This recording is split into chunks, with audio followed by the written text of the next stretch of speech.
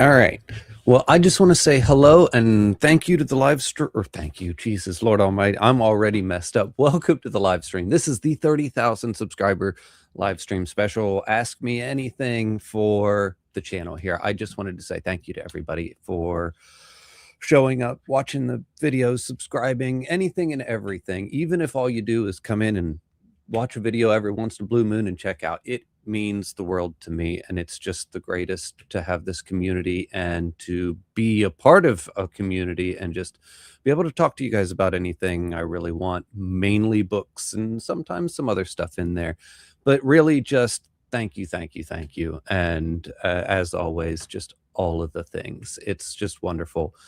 I just can't say enough. And that's what we're here for. We're just going to sit, we're going to hang out, we're going to have a little fun, we're going to talk, ask some questions, answer some questions, and have a special guest or two on today if everything works out. I know one of them is coming. I got a maybe, I got a, we'll see how it goes. But anyway, hello and thank you, and let's just have some fun here. Thank you. Thank you. Thank you again. Where'd that one go? I want it. There. Yes. Take that, everyone else. I just, especially any guests I have showing up. No, I'm just kidding. Thank you though. I mean, I would personally disagree with this one, but I try. I do my best. See a Stephen King book I want to ask. What is this one since you're a Stephen King book? Oh, well, oh gosh, those are so good. Two of Revival's one of my favorites. I think that is an horribly underrated gem. So many people have slept on that one because it's one of his newer ones, and he gets a bad rap for his new books not being quite as good as his old books. And I say, if you want a really, really good newer Stephen King book, go with Revival. It's just great. And Needful Things is, I put it on my list of, I forget, it might have been top 10, because it's another one that I think is highly underrated. Not enough people are talking about Needful Things. It's great. So you can't really go wrong with either of those. Mike here's telling you to go with Needful Things. I still say 50-50. Toss a coin because they're both awesome. Thank you. I appreciate it. I appreciate it, everybody.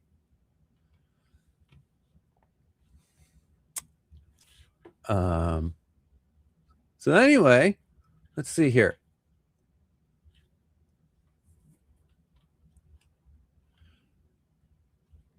I did have a question. See, let me see. Heidi had a question because she says she's not going to be able to make it. And it says I have to miss. What will be your next? See, that's another hard one. Next, Ishiguro, Murakami, Mieville, King, Barker, and PKD. First off, that's a lot of authors to throw at me like that, but those are some of my favorite authors. And actually, I think this year, all plans can be out the window like any minute. Like, I don't know. Let's be real. But I think this year, because I have certain like core staples like Murakami and Ishiguro and Stephen King, and I have a tendency to let them go by the wayside. Like this year I read one Philip K. Dick book the entire year, and that's a shame. So I think I'm going to try and kind of work in like a new book and all of these reading plans, but every month I'm going to attempt to get one book from one of my favorite authors. So like maybe one Philip K. Dick or one Stephen King or one Murakami, and go from there. Which ones I'm going to start with? Fuck if I know. I don't plan that far ahead. I'm kind of a mood reader. I won't know until I'm like putting my TBR together which author I'm going to read, let alone which book. So we'll just have to see.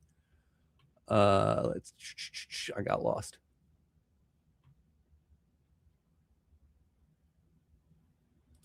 I read, absolutely hated Norman's, unfortunately, just finishing and loved it. Which PKD book should I read next? You know what?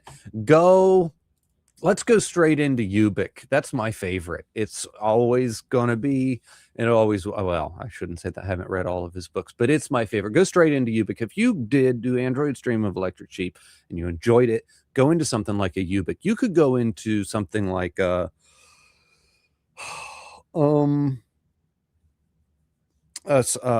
like go a little bit weirder with the Three Stigmata of Palmer Eldritch or something like that. But I just safe bet would be Ubik. It's great. It's a good book. It's a good time. I think you'll like it, especially coming out of Do Android Stream of Electric Sheep.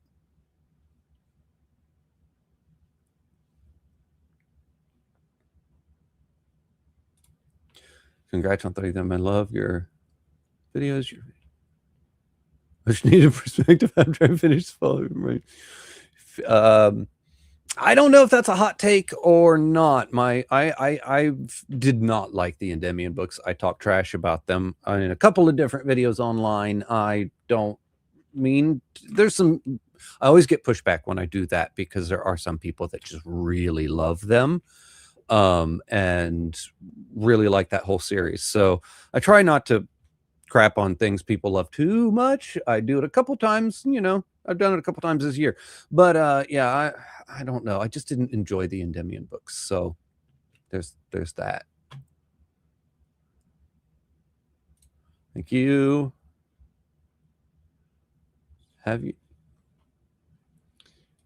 you read Martian Time Slip by Philip K. Dick? That one, yes, I have read that one. That's another one that's of his that is like huge. I shouldn't say another one like I've just discussed this already, but that is one of his that is hugely popular.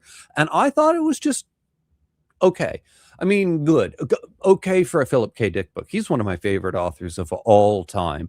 And it was one of the ones that falls like right into the middle of the pack for me. It was good. It was a good book. I enjoyed it, but it wasn't like a next level standout for me, like a Do Android Stream of Electric Sheep, Ubik, Scanner Darkly, Three Stigmata, even of Alice, something like that. So it was just kind of like middle of the road. I enjoyed it, but not at the top, not my favorite. Thank you. Thank you. Hey, what's up, preacher? Thank you, man. Thank you. You need to start yourself some Tom's Crossing. I somehow was not able to finish it. I was trying so hard yesterday at work. I was reading it on my breaks, and I think I have like 15 pages left, and I was going to come home and read it last night, and I just ended up having movie night with my kids, and I still got like 15 pages of this book left to go. It's awesome. It's amazing. I love it. I think Heidi in my Discord said she struggled with it and didn't like it and pretty much put it away immediately. So we'll see how that goes. I'm going to have to put that video together next week. I'll be doing that review because I can't not review that book. It was amazing. So good luck with that one. I know as soon as Shadows Upon... Oh, hold on. Let me jump and grab that one for you.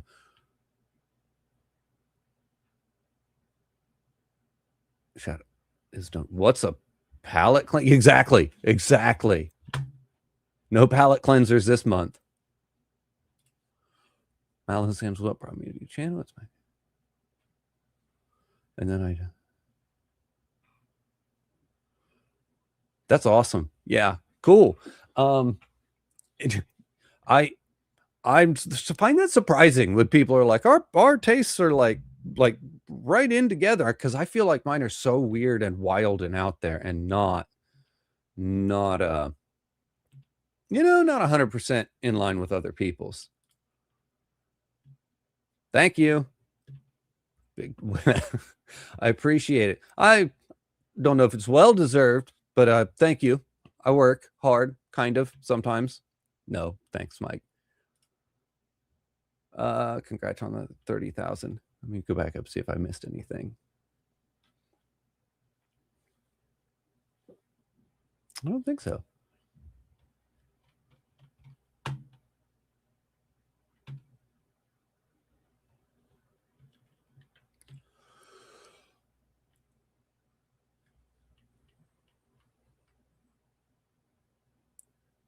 I just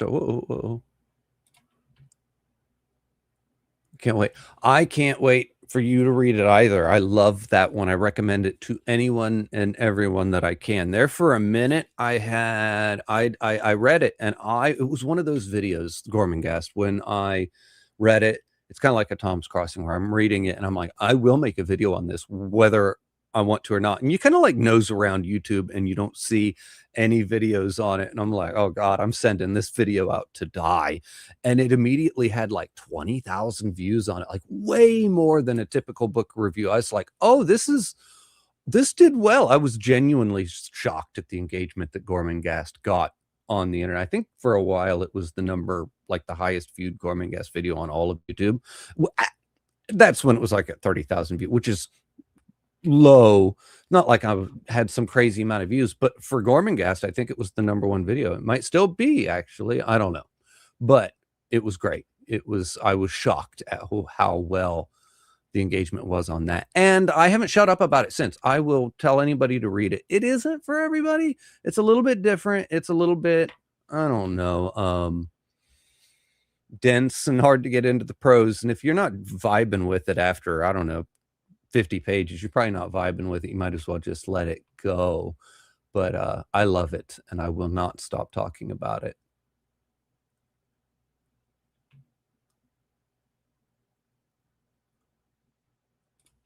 Yeah, I find your taste aligned with my 9 times out of 10. So first place I go when I'm curious. Awesome. Thank you. That's great. That's really cool. I just read The Paper Menagerie, and I've absolutely fallen in love with Ken Liu's writing. Should I go straight into the Dandelion Dynasty? Also, congrats. Yeah, that's where I would go next. If you really enjoyed The Paper Menagerie, that's the place to go. Unless you really want to just sit with some of his short stories, then you can go with the Hidden Girl.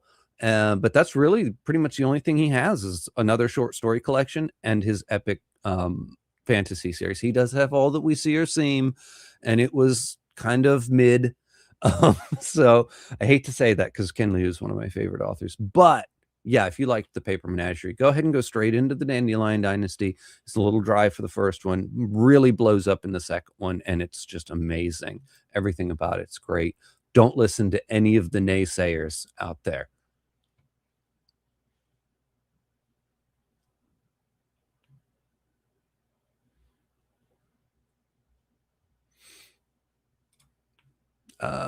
What software do you edit with, and do you do much manual color grading? Looking to really up the anti okay. And your look is my look is the standard. I don't know about that. I use Premiere Pro, which is probably not the trendy one to use because it's a subscription service. You have to pay for it every single month. You could get away with like doing DaVinci, which is like a one-time fee. You buy it and you get it. But I do the Premiere because it gives me Photoshop, it gives me Premiere, it gives me the software that I use to edit my software and make it sound as good as I can make it sound. Like I have everything. So I just consider that kind of like a business expense. And so long as the channel covers the cost of it, there you go. I'm not paying for anything. The channel's paying for it. But I use Premiere Pro. I do a little bit of post color grading. I record just this year, because I upgraded my camera. I record everything in log, which is kind of like an expanded color range, and then you have to color grade to get out of log back into like a regular Rec 709 or something like that, or regular color space, basically. So I do a little bit, not a ton, but I do. I put probably a lot more effort into what my videos look and sound like than is ever going to be necessary for somebody who's sitting on the internet talking about books. But I don't know. I have this weird obsession with making it look and sound as good as humanly possible. Go back and watch some of my old videos. They're trash. Like it's embarrassing how bad my old videos are. I don't even know why I allow them to still be on the internet. Like if you stumbled across one of them and that was your first experience, you're probably not coming back and watching any other videos like for real. Do you have a favorite antagonist from all the books that you've read? I don't know if I do. It would be so easy to say Walter from the Dark Tower, just because the Dark Tower is my favorite, and he really is one of the best. That's it feels cheap to say that, though. I don't know. It might be a Stephen King one, though. He's so good at making you hate people. It's kind of crazy. I'm gonna just go with Walter because it's easy. It's low-hanging fruit for me, at least. Or Flag, whatever you want to call him. He's got so many. The Man in Black. You know who I'm talking about.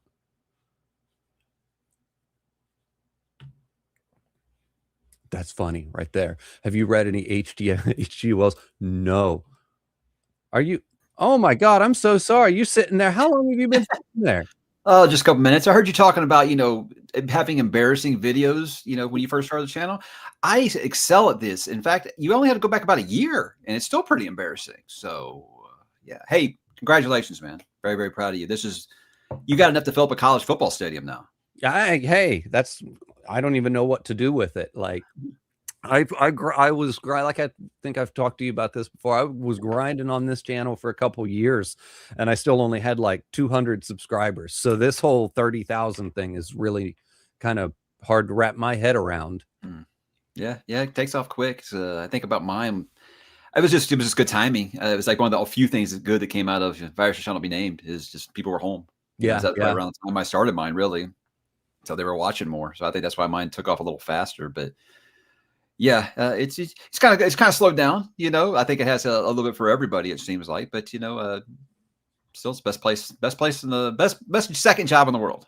Yes, talk to people about the things that you love. Well, it's not it's definitely not an income, but it's I'll take whatever supplement I can get from it. And I'm like you. It's pretty much just like anything I do make up the channel goes back into the channel. So yep, pretty much. Yep, that's how I look at it anyway. And it's really great. But yeah, I'm sorry. I didn't even know you were sitting there. I've never used StreamYard before, and I just looked down. I happened to see I was like, oh shit, how long? It bounced on me. I was interviewing Joe Abercrombie live, and it kicked me off of my own live stream. I said I've been scared to do it since. Yeah. It's like I don't think I'm ever gonna put myself or an author in that situation ever again. So I've just been recorded. Like when you and I talked recently, I just recorded it and uploaded it later. Yeah. Hope it works out better for you. Maybe you have a better internet connection than I do. I have no idea. I'm gonna go with it. I normally when I started this, I would stream on just on YouTube, but then last one when I did it by myself, I wanted to be able to see the comments on the screen. So I went through OBS. And if you've ever had to customize, when I first started, I did that. It's a mess. I had to like completely customize it and add the amount of work I had to do to get just the names to pop up on the screen. I was like, this is a lot. I was like, I'm not going to try and have a guest with OBS, not until I'm a software engineer or something. No, I did that just because when I was, first taking all, people were like, you need to do a live stream, and I did it through OBS, before I even knew what StreamYard was. And it was a process, a lot of trial and error. But we never tried to have a guest back then. No. Oh yeah, no. Yeah. When I was as soon as I was like, I want to try and at least invite some people. So yeah, I think the first big author I had on was John Gwynn. And after he accepted my invitation, I was like, okay, I guess I got to learn how to do this now. Yeah. So it worked out. Let me see here. Yeah, there you go. Thank you. It's good company to be in, for sure. Yeah. Have you oh man, I got lost here. Mike, I heard about your writing idea. Oh, what? I don't know if I'd call it that. It's just, I'm sure John, you probably get this. I mean, are you ever going to write your own book? I'm sure you get that a lot. That's the question I get asked the most. And I'm saying, I guess I had my video recently just about, my biggest surprise of the year. And one of mine was that like, I'm finally writing something down, but I was like, it's really just I'm a horrible writer, guys, like horrible, like awful. Like I'm pretty sure if anyone I knew went back and read some of the stuff, they'd be like, yeah, please stop. So it's just something that's just been in my head for years. And I just kind of just started developing it more and more and more. And like, recently I'd been suffering with some insomnia, and I just started thinking about it. I was like, I think I finally got a beginning, middle, and end of the story. I've been like noodling forever. And then I was like, it's just like a tragic love story, guys. It's not romantasy, it's not fantasy, it's none of that stuff. It's not sci-fi. It's just a regular old boring story. Right. So it's something that I'm just kind of writing down for myself. But it was very surprising to do that. I've never written anything. I've wanted to. I've tried to write things back when I was younger. I had an old floppy disk that I had some half of a story on that never went anywhere. Right. But I've never. I don't know. I don't know if I decided that if I ever wrote anything, I would probably just have to write it and then release it under like some pseudonym, because the whole booktuber writing a book at this point has become so cliche. I don't even know if I want to put it under my name. Like, yes, it's like it'd be nice because you feel like you got that built-in audience. Yes, but then it's also like, but then people would know it was me, and that's terrifying. Yeah. So no, it's just something I do for myself. I say for me, the biggest stuff would like if I let my wife read it or something, and so she's not going to bullshit me. Yeah. Well, that's how Stephen King was. I think she was pretty much, he ran everything through her, right? And she would be like, "Yep, this one, that's a good one." Threw Carrie in the trash, and she said, "No." Yeah. So God bless her.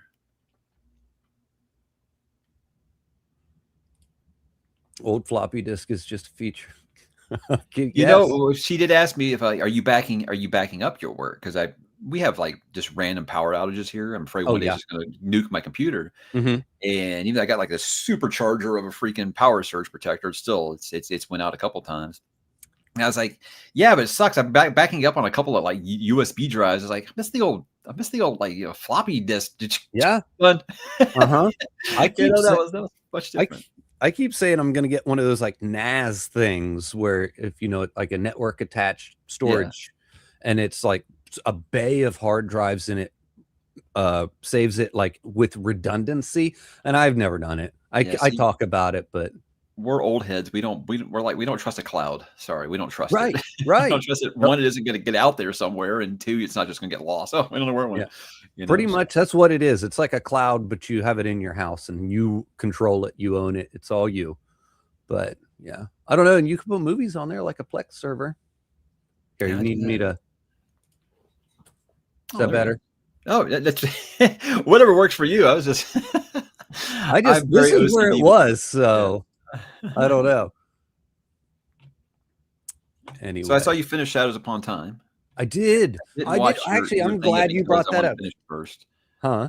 I want to finish it. I'm about. Let's see how far am I? I'm that far.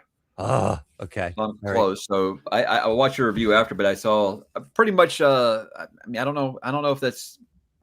I guess I saw your title. It was like it's great, but it's also frustrating. And I'm like, if he's talking about the first quarter, I understand. So we'll see. We'll see as I get here towards the end. But I was getting annoyed a little bit at the beginning. I'm like, Christopher, I know this. You've done this already. You don't have to keep telling me what's happened already. I want to talk about that one. Because it felt like a lot of things for a book. I know I got a lot of pushback for that review, by the way, but for a book where so many things are happening, it feels like we're not going anywhere. Like I was like, what are we doing? Like, and a couple beats, it feels like he does the same thing a couple times in a row. I'm like, but I was getting frustrated with it, and I wasn't 100% sold on where he lands. I'm obviously not going to spoil it for you. Not 100% sure on the landing. Now, it was good. It was a really good book. It's a great series. I love the series, but I would have to say, I know it was just unfortunate for me. I think the two weakest books in the entire series are the first one and the last one. But that's just my personal opinion. I'm in the minority on this one for sure. I think I don't think this one's gonna. I mean, you'd have to do something really amazing for me to say it's my favorite, for sure. But I don't know. For me, I guess if I was ranking them right now, Ashes of Man's always one for me because I know he split the book, and he had to like kind of create something out of nothing there. But the first quarter of this, I was doing the oh no, like no, is he botching this? And then it really, I felt like it took off. But we'll see how the last quarter lands here. Yeah, you'll see. I think I don't know. Maybe I was being too hard on it. I kind of like went. No, man. People appreciate that honesty. That's why they go to people like you and me, because we won't just fall in line and say, you know, hey, this is terrible. Everybody hates this, so I got to hate it too. Or everybody loves this, I got to love it too. I wanted it so bad to be one of those experiences because I like the series so much that I wanted to be just like fist pumping the whole way through, like, yeah, this is great. And when I kept hitting things that frustrated me, when I got to the video, I did like the first 5 or 6 minutes of it as like a non-spoiler book review. And I tried to heap as much praise on it as I could, because when I hit spoilers, I was going to pretty much pivot into like just venting my frustrations with the book. And I was like, that was my transition. I'm like, I want you guys to know that this is like an 8 out of 10. This was a good book, because the next 10, 15 minutes of this, it's going to feel like I hated this book, but I really just need to get some things off my chest. So, but yeah, that's spoilers was pretty much me being frustrated. So, which is, I always say I don't know if I'm going to review, sequel books and stuff like, because I'm sure single book reviews don't do very well, and sequel book reviews do even worse. Oh yeah. But with this being like the end of the series, I might do something just kind of like my final thoughts, like on the series or something. I'll say that I will admit that for me, and I mean, Christopher respects I say this, there's a lot of times that series just goes so far in my head. I'm like, I'm not sure what I'm reading right now. Yeah. Because I admitted to being very much a surface level reader when it comes to science fiction. I read too many Star Wars books when I was a kid and a teenager, and it's, you don't ever wonder what's going on in those books. No.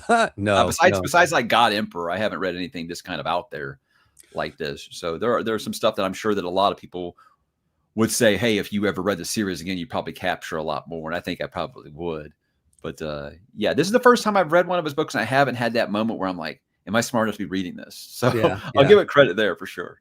It's one of the ones that is the most straightforward and almost has a very earnest approach to like the idea of God, like, and God being in science fiction, which is fascinating to me, because most people in science fiction, that's not a topic that blends very well with it, or maybe not very well, but very often. And so I find that fascinating, and I really enjoy how he does that.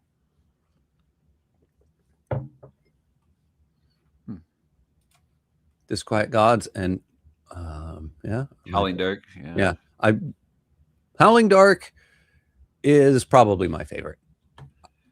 Just I don't know to rank them when I get to the end, because I've always been that rare one that likes Empire of Silence a lot, just because I always like book ones a lot. It's just because it's like you never forget your first when you first fall in love with characters and things like that. But I have always acknowledged that but I think Demon in White's the best one that he's written, and so I don't know how I'm going to rank them when I'm done. We'll see. Yeah. I'm not in that camp. I don't know why. Not everybody, but that seems to be the most popular one that people put up there, is Demon in White. I think it's for me, it's because I'm much more of a fantasy guy than a sci-fi guy. So he basically wrote like Life at Court, and it felt very fantasy to me. That's probably why I got it that way. And like every man here saying, you see what he's going to do in fantasy. Like his next series, I'm hyped for. I felt like I want to be an alpha reader for that. I'm excited. Yeah, I saw he dropped like a trailer on his channel. Yeah, and that's all I know of the whole thing is that trailer. And I said, and that was enough for me to go, yep, I'm in. Yeah, it's kind of more of his love for Robert E. Howard, Conan, and things like that. So that's the inspiration. So sign me up. But I don't know. Empire of Silence for me was okay. It was not my favorite. Like I said, I think it's probably the weakest. You can tell I'm a messed up person, because my favorites are Howling Dark and probably Kingdoms of Death. Yeah. Like right there, I was in on both of those, and maybe I'm a Stephen King readers. We're used to beating the hell out of his characters. Right. Give me all the God stuff and cosmic horror stuff. Best one in the series, maybe the best one. I would like to talk to you, Preacher, just to see your perspective on the God aspects of it, just to get your unique perspective. I'm gonna have to get in touch with you one of these days. That'll be fun. What else did I want to ask you about when I had you on here? Oh, I just wanted to tell you that I'm like just finished part 2 of Strength of the Few.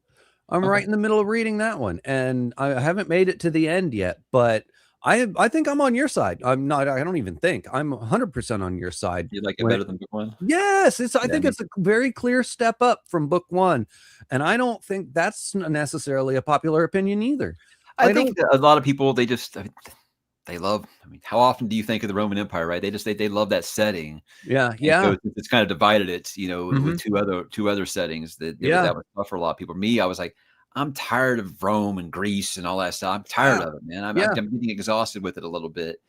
So it was a nice fresh take, especially when it's like two of my favorite kind of historical settings in world history. So it was really easy for me. It was. I thought the first one was good. I'm not a big, huge boy goes to magic school trope. Like that was okay. And then there was some Hunger Games aspects of it, but this it expands. And I thought, man, this is great. I heard a reference. Somebody said it feels like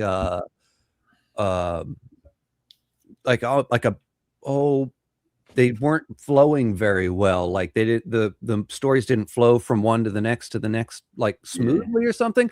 I don't have that feeling at all. I was like, it feels like a old TV show to me where, like you have multiple things happening. I'm trying to be so vague here. The sequel books in Red Rising is when he goes to multi-POV. And something that I always loved was I said, it was the first time since like A Song of Ice and Fire where he go to a new character's point of view. And I was never like, oh God, not this character. Or no, I want to stay with this character, see what's happening. I felt like the pacing, the strength of view was so good.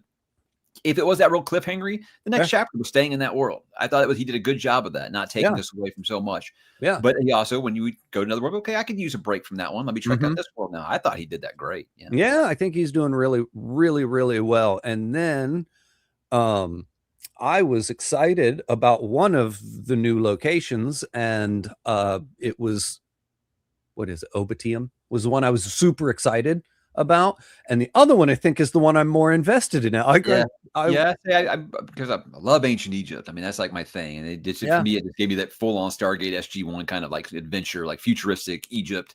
That's awesome. But the found family stuff and the other one was like really good. Really. Yeah. I was like, oh, that one was like, oh yeah, I'm here for it, but I'm not excited to read it. And I now about 2/3 of the way into the book, I'm locked in on that one. Yeah. That's why I say I like those other two worlds better than the original. Like, So I understand that doesn't work for some people. I get it. It's like you had that thing you love, and it's like, hey, look at these two other things. I get that people aren't digging it, but man, I love it. Clear step up in concepts. I'm extremely excited for where it's going. Really? I don't know. I didn't get that at all, preacher. But yeah, I don't know. I just saw a lot of mixed reviews and a lot of negativity around that one, and I thought, no. Well, you also realized that the first one, it didn't have all the hype and expectations, and this one did. True. People, for one, going into with expectations. Also, let's be real. YouTube, it's really fun to hate the popular thing, that's going to get some engagement. I'm not saying that people are lying. I'm just saying those kind of videos do draw more attention. So if someone didn't like it, maybe they'll be like, hey, well, I wasn't going to make a video about this, but I didn't like the books, and I'm going to make a video. No, I don't know. I sometimes avoid doing that, to be quite honest. I like to make negative videos. That's the whole reason I'm here, is to talk about the things that I enjoy and the things that I love. And I'm pretty excitable, and that goes both ways. So if I didn't like something, I have a tendency to go a little hard on it, and then I'm not into that. I don't want to rage bait people. Yeah, rage bait. Mike, your kids say that a lot. I don't know. They say all kinds of stuff. Rage bait and 6'7" are two things I can never hear again the rest of my life and be happy. Oh yeah. Oops. Sorry. No, it's fine. It's fine. Are they doing the 6'7" thing? Oh yeah. Well, not really. Not my kids. I do it to them to upset them, because if I catch something, I will, like a meme that the kids are doing, I'll try to do it to them, and they're like, "Oh God, Dad, we were like that before this." Before, like me and my wife would start saying skibbity and being hilarious about it, and now it's just like, this is just like that. Is it just like something you just have to say to like be able to function? It's like just out of nowhere. It's like, I don't know. I guess we did weird shit too, but I don't know. Right. What's well, there was that. I would hit him with the chicken jockey. I don't know if you know that one. Yeah, Minecraft. Yeah. Yeah. I'd hit them with that every once in a while and upset their entire lives. Yeah. Kid life song. Middle books. I think we're talking. Are we still talking about Strength of the Few there, Yeah. Preacher? Well, Preacher, I got great news for you. It's book 2 of 4, so it's not. Yeah, it is. That's what he said. Yeah. I don't know. I know what you mean, though. Yeah. I said what I was reading, I was like, people are going to definitely be divided about it, but I think that people really like it, or like me, that they just like the first book, didn't go crazy for it, will probably really, really dig it. Yeah. I think his is like when his series are complete, you're gonna be able to go back and just like, because like Lycanius, I read that, it was complete, and I was like, wow, I couldn't imagine having to wait between those books, because I'd have been so annoyed and frustrated with like lack of answers and stuff, and then you get to that third book, like, oh, they were there the whole time. I was just trying to see them. Yeah. I've never read that one. I take it it's good. I mean, it is. It's like, obviously, I think he's a better writer now. And I'm never one of those people who looks up like, oh, right. That's the feedback I got. Like, his writing's not that good. And I think the thing that turned people against that was, look, I love the Wheel of Time. I love most Wheel of Time fans I've met. They're also very gatekeepy. Gatekeepy. Yeah. And there's just the blurb on the front said, if you love Wheel of Time, this is going to be your new favorite series. Yeah. So they took that as a challenge, and they went into it with their arms crossed, and they just like, oh, this is just trying to rip off Wheel of Time. It's like, it has nothing. It's nothing like Wheel of Time, like whatsoever, besides they use magic. Oh, wow. They got really, really just nasty about it, and it kind of got this bad reputation for a while. And when I started reading, I was like, what are y'all talking about? This is great. I don't see how anybody can say Brandon Sanderson's great and this isn't great. Because I was like, Brandon Sanderson fans would probably love this to death, but it just is so intricate and has such a deep, mysterious plot. And maybe one of the best endings I've read in modern fantasy. It's awesome. I have to check that out. I don't know when I'll be able to get to it. I've got so much, you know how it is. You get so much stacked into your TBR and trying to figure out. I used to complain about, I wasn't able to get like review copies. Now I'm like, when am I going to read them? Yeah. I still haven't figured out how to get my hands on those. One of these days I'm gonna get it together here. Thanks, Mike, for giving me. Oh man, I used to get so much heat, and the thing was, is like, if someone calls you a name that you don't like, don't let them know you don't like it. Yeah, because they'll use it. Yeah, they'll use it. And when I found out how, I just said when I first started the channel, I was doing all these Wheel of Time videos as I was going through it for the first time. Yeah, and I just said, out of nowhere, I was like, what do they call themselves? Wheelies? Like the wheelies? And I just kept rolling with it, and they hated it. They hated it. So I was like, oh, I'm gonna keep saying it. That's funny. Yeah. Are you a big Wheel of Time fan, like into it, or just read it? I think it's I put it in my top 10 fantasy series for sure. But the thing is, like, but I will say that I feel like if he had a more vicious editor and the series was like 7 or 8 books, it'd be the best series ever. Yeah. It did get long in the tooth, and it did lose direction a lot. Yeah, it could have really been thinned out, but the overarching story is incredible. Really, I just haven't got to that. Listen, that's one. There's long, It's a big investment. Yeah, that's what I'm saying. There's long series, and then there's series that I look at and I'm like, really? That's one of them. Dresden Files is another one that I keep wanting to get into, but I'm just already finished the new one. Yeah. I'm like, that sounds like something I would like, but then I look at it and I'm like, 18 books? Like, are you for real? You could read all of Dresden Files faster than you'd probably read the first 6 Wheel of Time books. Yeah. They're so flight. You just fly through them, man. They're so quick. And I don't know if you audio, but apparently everybody tells us the audio is amazing. I don't know. I do. I download audiobooks for most of the things that I'm reading. I don't exclusively audiobook, but I leapfrog. I'll read for a while, and then if I need to get up and do the dishes, I'll just put in some earbuds and I'll pick up the red. Wish I could do that. I would get so much more read if I could do this. Yeah, it's just a superpower I was not born with. Yeah, it makes it easier to get through my books, and it makes it less stressful, because sometimes I'm like, I really want to get this done, and I've got a lot to do, being a parent and having a job and life and obligations and stuff like that. You don't have as much free time as you would like, and then you want to do other stuff too. I'd still like to sit down and watch a TV show too. So Like me and my kids actually last night, I was making my kids watch or my daughter watch Fallout because Oh, nice, nice. Yeah, the new season comes out and we need to be ready for it. I'm super excited. Yeah, I was actually surprised because video game adaptations don't. And Yeah. Amazon's track record's been spotty, to say the Yeah. least. And so I was like, I love Walton Goggins. I've been watching him since he was on The Shield. You know, I'm gonna, definitely want to give this a try. I mean, my wife loved the games. You know, we played 3 and 4 just countless amount of hours, and so we were excited about it. We was actually surprised at how good it was. And I think it's just the creators just unapologetic about how much they love the games, and they have no problems making it feel like it with the music and just, they kind of like over the top antics sometimes that somehow work. Like within the first, I think it was 5-10 minutes of the show when I think she gets like stabbed and then just fixes herself up with a stim pack. I was like, that's it. That's so good. Yeah. Like she just like hits herself with the stim pack, goes right back to doing what she was doing. The steel looks amazing. The airship looks amazing. I was like, oh, they're actually putting money into it too. So yeah, the practical effects on like the power armor. I was just I'm ready. I'm so excited for season 2 to come out. They stick to the same formula. It ain't broke, don't fix it. Don't mess with it. Yeah, that was a really big surprise at how good it was. So I think that and Shogun were probably my biggest surprise that year of like shows that I was hopeful for. But I was pretty confident about Shogun just because I knew they had the right people attached, they had the right casting, and they were going all in and just trying to be authentic about it. Yep. I didn't think like the phenomenon it was though. Yeah. Every trailer for that was amazing. Yeah. I just was so excited. And then I read the book in preparation for it. It was just everything about it was great.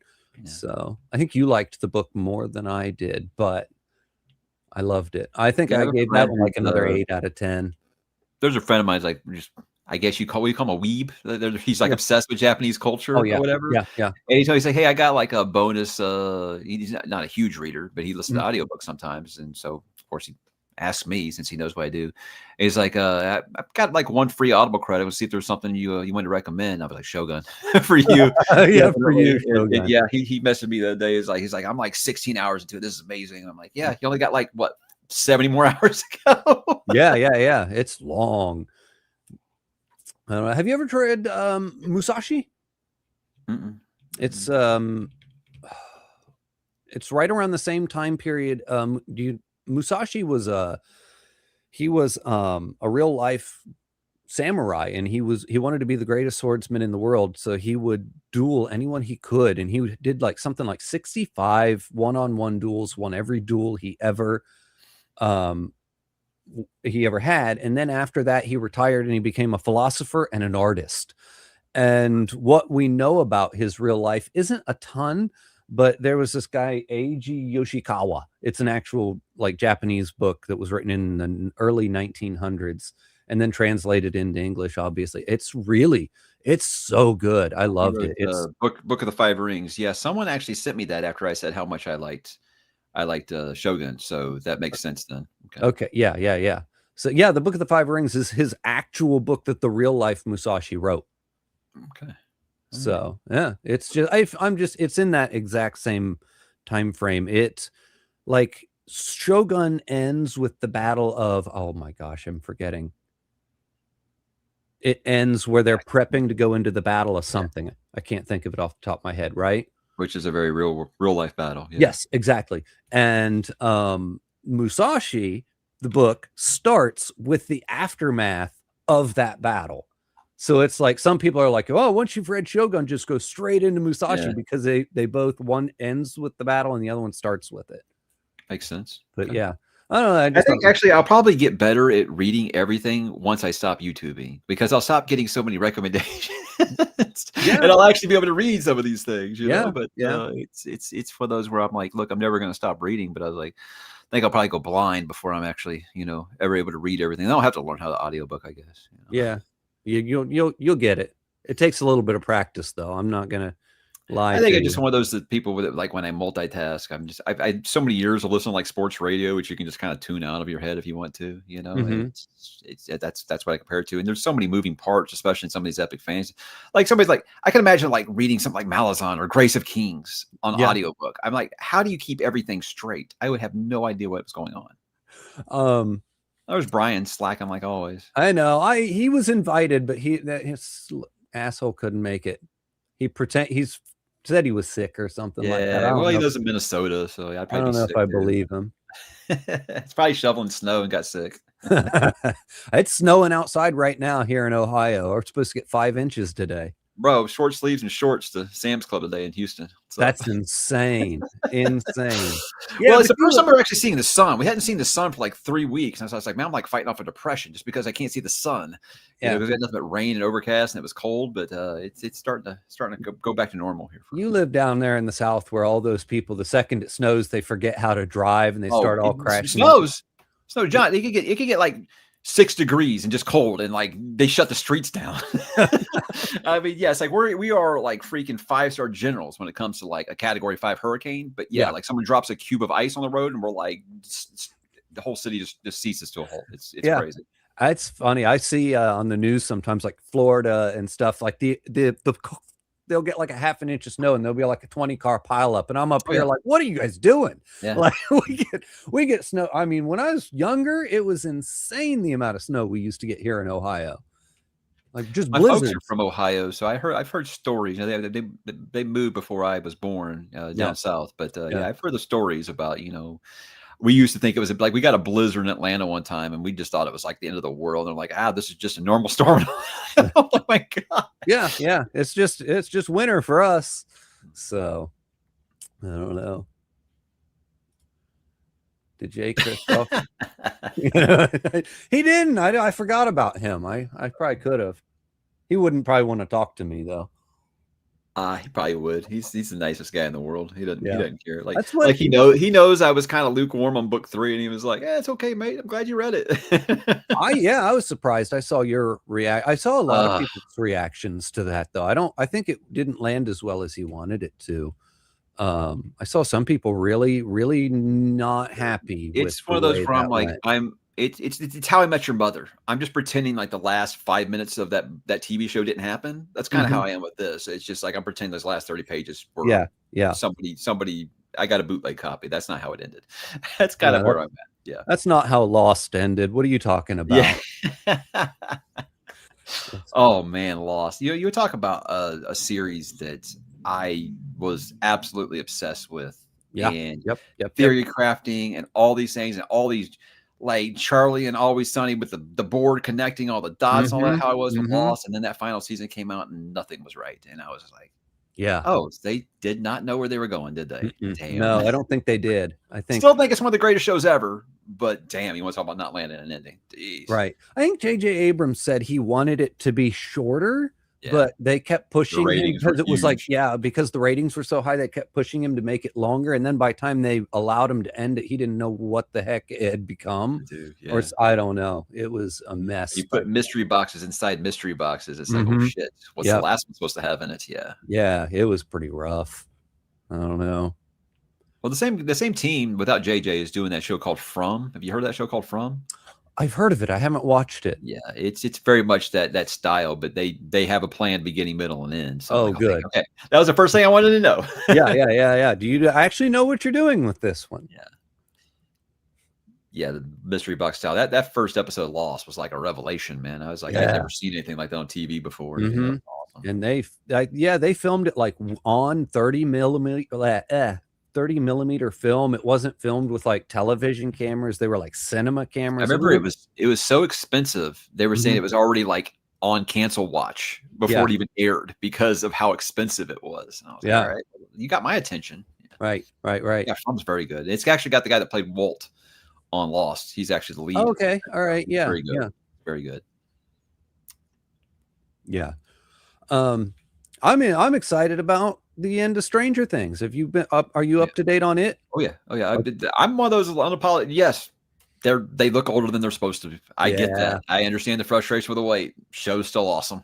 And I was like, you can look past the fact that these are 23-year-olds playing 12-year-olds. I think it's still great. The night it dropped, me, my wife, my oldest son, he got really into it over the summer. We watched all of it with him. Yeah. And we watched it all 4 episodes that night because we didn't want to be spoiled because we knew it would be. Yeah. And we watched all 4 that night. We'll do the same for the next batch. Yeah. I I really enjoyed it, especially that ending, the last 5-10 minutes of it, just in case. I say that it was unusual because a lot of characters who usually get a lot of screen time kind of got pushed to the back. But I was like, some of those characters who haven't been doing anything finally got their moment, and it was Let's talk about those fist pumping moments. It had it in that last episode. Yeah, I thought it was great. I'm really into that one. Yeah. Was it the Christmas or day after Christmas? The day after Christmas, I think, is the next 3, and then New Year's. I think it's Christmas Day itself. Christmas Day, okay. I think so. Yeah, and I've got that off, so I might be sitting there watching. I remember sitting there refreshing that night and being like, "Please don't crash the servers, Netflix." Yeah. So our Christmas party is not until the day after Christmas here, because that's just when everybody was able to get together. At least the extended family. We host. Am I just being like dramatic, or does it feel like this is like the last event television show? I know. I 100%. Everybody's watching it at once. It feels like the last, because everybody just, with streaming and stuff now, people just watch it when they can, or on their own schedule. They binge it later.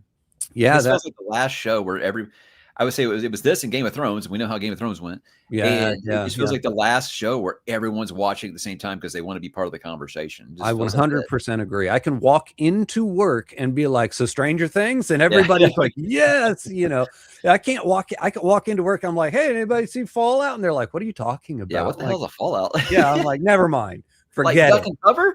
Yeah. So hey, you watching Welcome to Derry? I'm not up to date. I think I've read. I've been pleasantly surprised. 4 episodes. I'm 4 episodes in, so I'm a few episodes. Okay, you're just where it's going to take off. So they slow rolled actually showing Pennywise, but when it happens, it's good. And it's been good since he's been back. And I've always said I hate Stephen King fanfic because you're not a better writer than Stephen. Right. You're just not. But I've been very, very pleasantly surprised with it because they have those interludes, like the black spot is a big deal with this season, and that's been really good. I never thought about the idea of Pennywise playing his mind games with someone that has the shine. I was like, that's actually really freaking good. And Dick's been great on the show. It's just I've really enjoyed it, and it actually had like a heart punch in episode 7. I was like, this is unbelievable. So it's not a perfect show. There's lots of things I'm still like, what are we doing? Yeah, but it's been a pleasant surprise. I'm hopeful for season 2 and 3, which are just going to be different cycles. In the last episode, I forget what he did. Dick did something like mind to mind with somebody with his psychic powers. I'm like, I'm not sure Dick Halloran was that powerful with the shine. I've said that a few times. It's like I don't like that a lot of these things that use the shine, like The Outsider used the shine with Holly, and it's just like, I don't think that they're not a superhero with the shine. It's an ability, but they're not basic. You're turning them into Carrie. They're not Carrie. Right. But I think the things that they show with they probably superpowered them a little bit, but it's got a really good payoff. Yeah, I've been having a good time with it, but it got shuffled around and moved to the back burner when Stranger Things came out, and then I was like, "Oh crap, I got to prep for Fallout," So I'm still a few episodes behind on that. Yeah, one. the season finale is tomorrow, and my kids are hyped for it. It's just weird. My kids are into Pennywise. They just think Pennywise is the great. But you can tell Bill Skarsgård's loving playing this character again. He's just like all into it. He's just going for it. But I think he had some big shoes to fill, after Tim Curry. Yeah, but he's made the character his own, I think. Yeah. Absolutely. I really just I love it. What else did there was a few things I had in my mind I wanted to grill you about. Oh, did you see the Game Awards? I saw a lot of the fallout. Did you see the aftermath of the Game Awards? Who won? I think that Claire Obscura deserves everything. I thought that was the best game I played in years. And it did. I'm glad they did, because I was scared that they were like, well, we don't want to upset all these, bigger developers. So we're not going to, they didn't. They gave them their flowers, and I respect that. Yeah. The reason I don't watch award shows is I always feel like that shit's so bought and paid for. Yeah. It's who's friends with who. So I've never really ever watched it, but I was really happy to see that, because for how many years have we been gaslit by Square telling us nobody wants turn-based RPGs anymore? Turns out they did. Yeah, they really did. Yeah, they sure did. Now this will make Square go back, and instead of telling their audience what they want, they'll start listening to what they want. Yeah, They would exactly. love a great turn-based Final Fantasy game again. Yes, we would. Yes, we would. I was so happy because they were the most nominated game in the history of the Game Awards. I didn't watch all of it. I did start it because I had to work the next day. So I watched the first hour and a half of it. And then I went to bed and I woke up in the morning and I checked my phone. And I was like, that's right. Because They sweep every event, every nomination they were in. Not every nomination they were in, but they ended up being the number one. They've won more Game Awards in a single year than any other game, beating out the last person to hold that record, which was Baldur's Gate 3.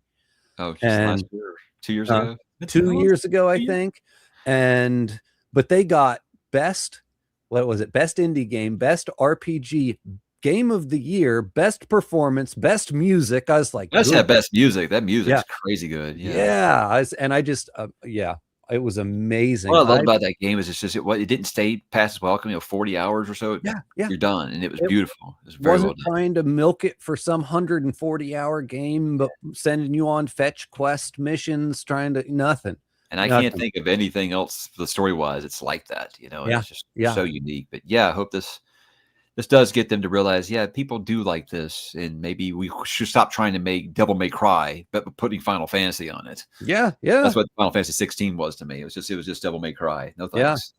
I played that. I was watching that one for a while on the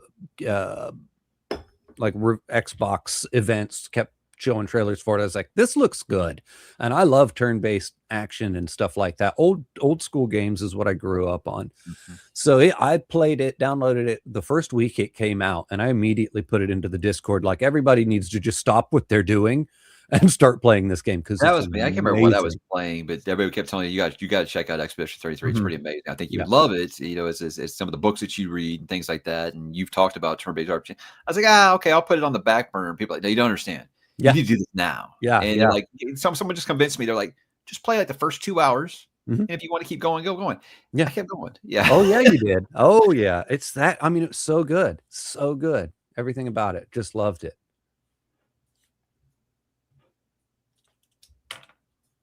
I think you're going to start to see some casualties in AAA gaming. You're seeing all these layoffs and all this stuff, and lots of staff reduction. And it's going to go down a rabbit hole we don't want to do here. It'll just have me just upset by people like Bethesda, where it's just like you're taking you're going to really take 20 years to make the next Elder Scrolls, and by the time it comes out, the gaming world's going to have moved on. Yes, to the point to where they're not going to be interested anymore in that formula. Like, it makes me think of Mass Effect Andromeda. It took so long for that to came out that that formula wasn't a thing anymore, and people would move past it. And that's why it flopped. I fear that's what's going to happen next Elder Scrolls, because these AAA companies have so much money and so much resources. They take longer than a staff of 15 people that made Game of the Year. Yeah.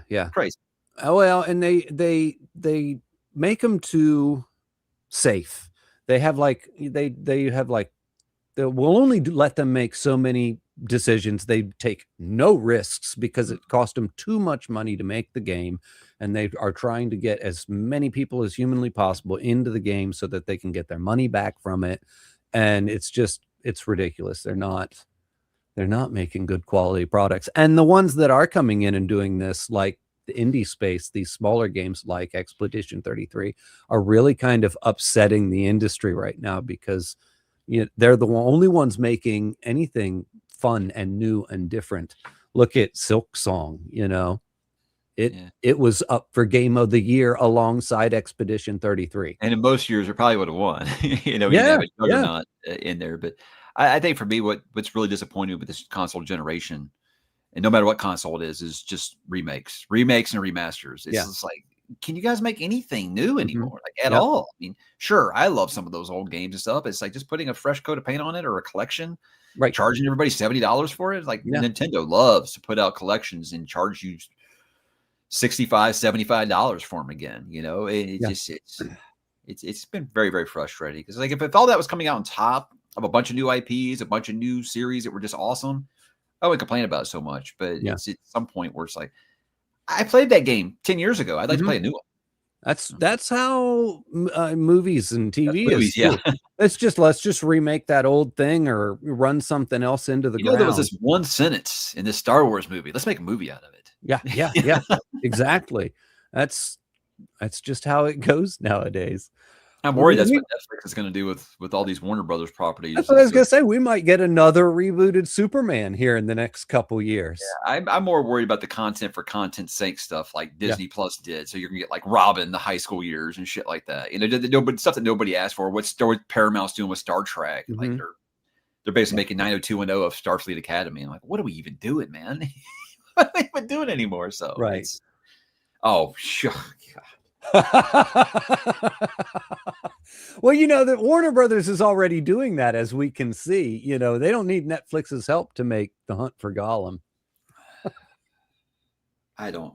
Yeah, even Viggo Mortensen was like, "Yeah, I'm not coming back for this." I know. I thought, oh no, everybody else is already like signed on. I think Elijah Wood's signed on. How is he going to play Frodo in his? What is he in his 50s? They had him playing Frodo in the Hobbit trilogy, and I was like, dude, he's like 40 something. Yeah, it's not. It's all bad. I didn't even like the Hobbit movies, and they were like made a big missed opportunity for sure. Yeah, they were made by Peter Jackson, and he somehow messed that one up.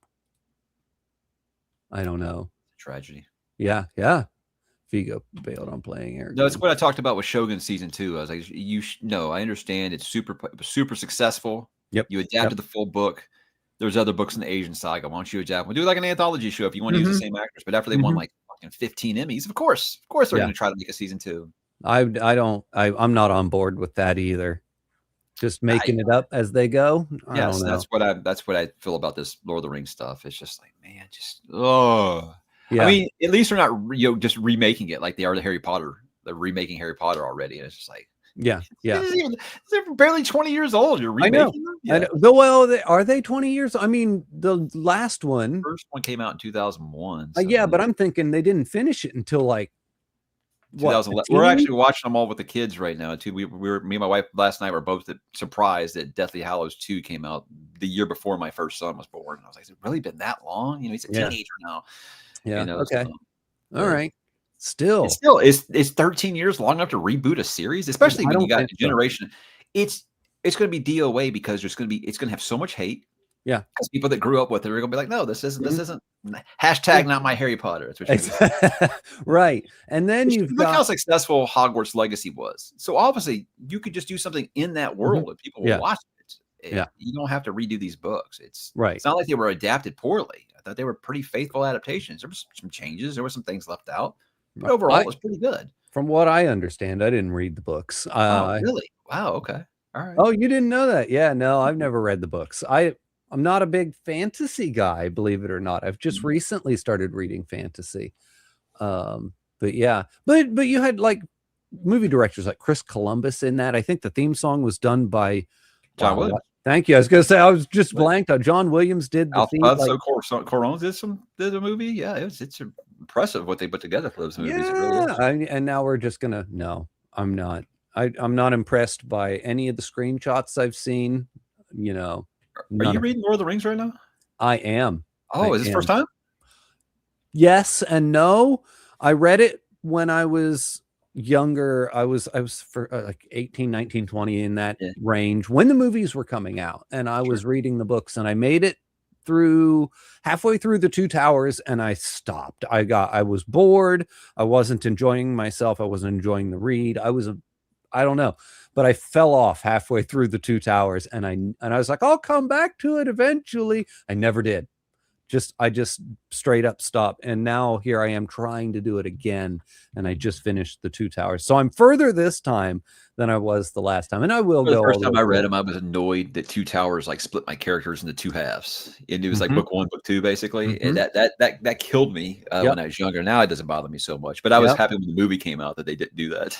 Yeah, it's still I still think it's a poor decision. I read it all the way through. I thought, and as soon as it switched to Frodo and Sam, and I'm like, yep, this is not a great way of doing this. I don't know why he thought this was a good way to approach writing this book. I don't like it. Since he didn't do it in book 3. It's just like, yeah. It's really odd. It's the same with Game of Thrones when they split the characters for A Feast for Crows and A Dance with Dragons. I didn't like that decision either, and it made A Feast for Crows the weakest book in the whole series for me. You know what's crazy is there's like a hybrid reading order out there to do book 4 and 5 together. And I said when I reread it, I would do that. And I was like, that's like a 20,000 page book. Yeah. No, not that many pages. That's how it felt. But when I was doing my reread recently, I stopped after Storm of Swords just because like, I can't reread all these things. I got so much other stuff I haven't read yet. But yeah, that annoyed me when it came out, especially because it was like,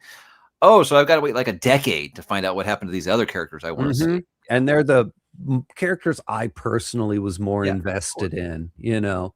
So little did I know we'd have to wait, you know, even longer than that to find out what happened next. I don't know when we'll get that book. I'm at this point, I was gonna say at this point, I'm convinced it will be released posthumously.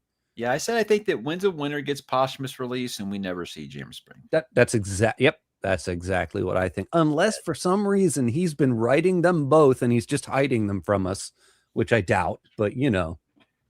Nah. I gave up that hope a long time ago. Yeah. You think we're actually going to find out? It was like I was still optimistic while the show was on that this would encourage him to finish them. And once they passed him on the show, that's when I said it's you know, and in hindsight, it was really done what I said. I said, okay, I'm just going to consider this the new canon now, since he's never going to finish it. And then when they finished, I was like, oh no, I can't do that. No, this is my favorite fantasy series ever. I can't. No, I can't have that as canon. Yeah. I can't put it there. It made it onto my top 10 series of all time, but I think it came in at 9 or 10. It was pretty far back on the list. Not that I don't like Game of Thrones. It's just not up there on my favorites. I don't know. Nothing's ever taking down the Dark Tower for me. I just can't. It's so really, because I thought Song of Susanna did a pretty good job of taking down the Dark Tower. Oh, stop it. It's not that bad. I actually was not that good either. I was pleasantly surprised when I got to Song of Susanna when I did my reread a couple years ago, because I quite enjoyed it. I enjoyed revisiting the Tower. This reread I did after I started this channel. I thought it would heal a lot of wounds, you know, these 20 years, but no, they were still the same with Song of Susanna and decisions that he makes along the way. But I still say the pros vastly outweigh the cons in that series, and it's still a top 5 fantasy series all time for me. Yeah, in spite of those boards. Yeah, because it's just that good. The one that I think's a drag that I don't think anyone agrees with me on is the Wolves of the Kala. That one's always just a kind of a slow burn for me, and I don't know. Are you for or against it? Against. Oh, against. Okay. Yeah, I feel like when it came out, it was like it just feels like a side quest. When it's like, dude, we're coming up to the end of the series here. Can we get to the tower? Why are we doing Magnificent Seven? Yeah. What is this? Yeah, and I can look at it and say I can appreciate what he was doing, but it also is like, this feels like something you do when you've got like a 10-book series. You're not when you've already told me it's going to be 7 and we're starting the final journey now. It's like, why are we just hanging out in this little town? Yeah, there's a lot of drama and tension for tension's sake, where somebody would like learn something and roll and be, well, we can't tell Susanna, and then somebody else would learn, well, we can't tell Susanna. I'm like, what are we doing here? Like, this is ridiculous. But I don't know. It wasn't. I get a lot of people who didn't like when it was new, they didn't like Wizard and Glass, or like, dude, I want to know what's going on in the real world. And they just did like a 400-page flashback. Like, yeah, but I wanted to know these answers for so long.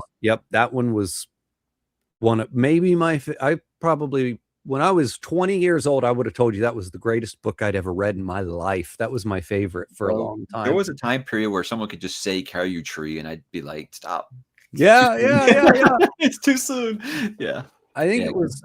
Probably, it was probably about my reread when I finally just decided, no, I think my favorite's The Gunslinger, and that's a super unpopular opinion, but I see that always put at the very end of people's rankings. Like, y'all are crazy. When I read Gunslinger, I was like, holy hell, what is this? I've got to see what the hell this is all about. Yeah, I was floored. About the time you get to the City of Toll, I was like, what is happening? This is the craziest thing I've ever read. Blowing kids' heads off and shit. I was like, what am I reading right now? Yeah, it felt like something I shouldn't be reading as a teenager. You know, I don't think it's a coincidence that I discovered the Dark Tower. Well, not really discovered, but I first read it when I was 19. What a coincidence. Yeah. Now mine was 20. I was 20. I wish I missed it by a year, but yeah, I was 20 but years old. there was only 4 out when I started reading it, it was when the 4th one was coming out, 1987, and I was about it. It was he was in his big push to finish it, and my sister had the books. They weren't even her books; it was her boyfriend's books, and she was lending her boyfriend's books to me so I could read them. Yeah, it was interesting, but I tore through them. I passed her up so fast. I think she was on book 3 or 4, and I'm like out there reading the end of it. I'm like, you better hurry it up because I need somebody to talk to. I remember reading Drawing of the Three. Like I had something important I was supposed to be doing, and I basically just like blew it off because I couldn't stop reading Drawing of the Three. I was so bummed. That's another thing. I was so bummed with the Drawing of the Three because I was so invested in this world that he had made Midworld. Put it in the real world, yeah. And then he put it in. I'm like, why are we in New York City? And then we get back to the beach, and he'd jump into through another door, and I'm like, God damn it! I don't want to be in New York City. I want to be back in that world that he set up for me. I was so invested. I was pretty mean to the Drawing of the Three. When I put it in rankings, I tend to put it towards the bottom, and people really don't like that. No, I get that complaint, but see, for me, it was like, okay, but then the Wastelands gave me back what I wanted. That was, to spend time in that world. And so I was just so say it's probably like my favorite. If I was just going to make an adaptation of a Dark Tower story, it would just be the Wastelands, because I think that just gives you everything that world was about. It's really, really cool. And but it makes sense, if you didn't read the books, but still, I think that's the one that feels like that's going to give you the taste of everything that's great about the Dark Tower. Yeah. He's also kind of firing on all cylinders, just King being King, and he's got his haunted house in there, and he's just throwing all kinds of crazy shit at you. Demon sex. Yeah. He's just, I think he was still probably doing cocaine back. Oh, no doubt. Yeah, it's after Tommy Knockers. Tommy Knockers was the part where his wife was like, "All right, shit, we got to talk, dude, because this." Yeah. I tell people Tommy Knockers has got a good book in there. It's just buried under about 2 pounds of cocaine. Yeah. It's like, this come with free samples of coke when it was released? Because probably, yeah, he was wild. He's one of those, like, I was watching that Charlie Sheen documentary where I'm like, how are you alive, man? Yeah, I kind of feel like that was Steven. Like, how did you not like blow your brain up? Jeez. Yeah. There's quite a few of them out there. There's not many of them come out the other side though. So like he did.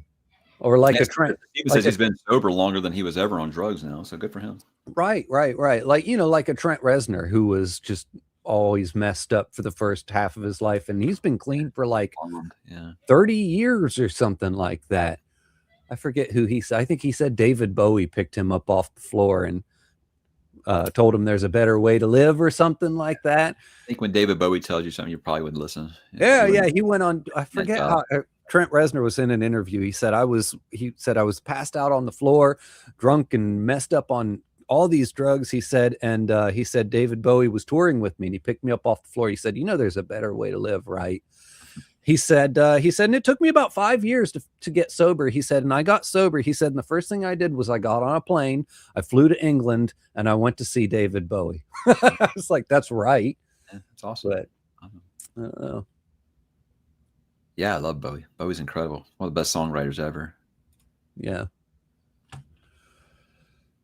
But Black Star. Have you heard Black Star? That's good. That was a creepy album almost, just because I think he was like actively dying as he wrote that. And nobody knew. Like, I remember it was like a big shock, Well, he knew, but nobody else did. Yeah. That's what makes it more haunting. Like, he even recorded a video during that time. And it came out like within a week of his death or something like that. 3 days later. Yeah. That's crazy. Going out on his terms, good for him, but yeah. It's awful. Yeah.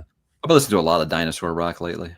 Yeah. Well, I'm a huge Fleetwood Mac fan. I've just been blowing through that like over and over. Because it's like I saw something that just was talking about that it's like the 40th straight year or something that Rumors is like not left the top 100 albums sold for the year. And like the only one that's better is Dark Side of the Moon. Yeah. And I was like, and I will. Anyone I meet that hasn't listened to Rumors, like, you got this is like the most perfectly produced album of all time. And so yeah. I haven't I haven't listened to Fleetwood Mac since I was a little kid. Really? Yeah, No, it's been a Stevie long Nicks time. is my favorite like female singer ever. So I've always Yeah, been like mega fan yeah, because of Fleetwood Mac, because my parents had rumors, you know, when I was younger yeah. and I found it. That's funny. I have 2 cats, and, one of them is named Ziggy for Ziggy Pretty Stardust, Stardust, yeah. and, the other one is Nix, and it's short for Okay. Stevie Nicks. Okay, wow, Or, awesome. well, Nixie is what we call her, Nixie and Ziggy. But yeah, it was Stevie Nicks and Ziggy Stardust when we got them. I was like, what better names? There's few artists I feel like you could put in any time period and say, "Yeah, I could be new and I wouldn't be shocked." And I think Mac was one of them. You know, I that's what I was. probably, yeah, I would agree with that. I don't know. I See, we're talking listen. about like old man stuff here, guys. You want to talk, you want to talk about like your favorite James Brown album? We could do that.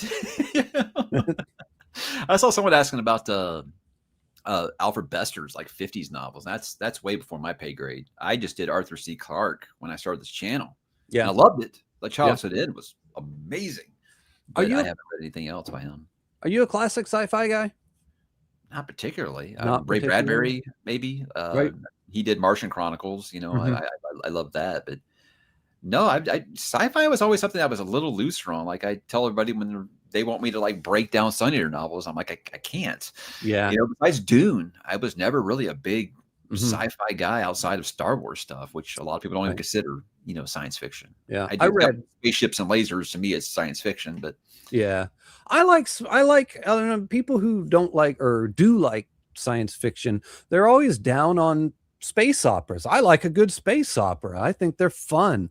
But, you know, people treat them like they're schlock, like they're yeah. less than the you know, philosophical and Yeah, sophisticated when I remember science fiction. I picked Project Hail Mary as my book of the year, and basically like every comment was about how they lost respect for me because that's like airport novels and crap. Yeah, yeah, yeah. It was a good book.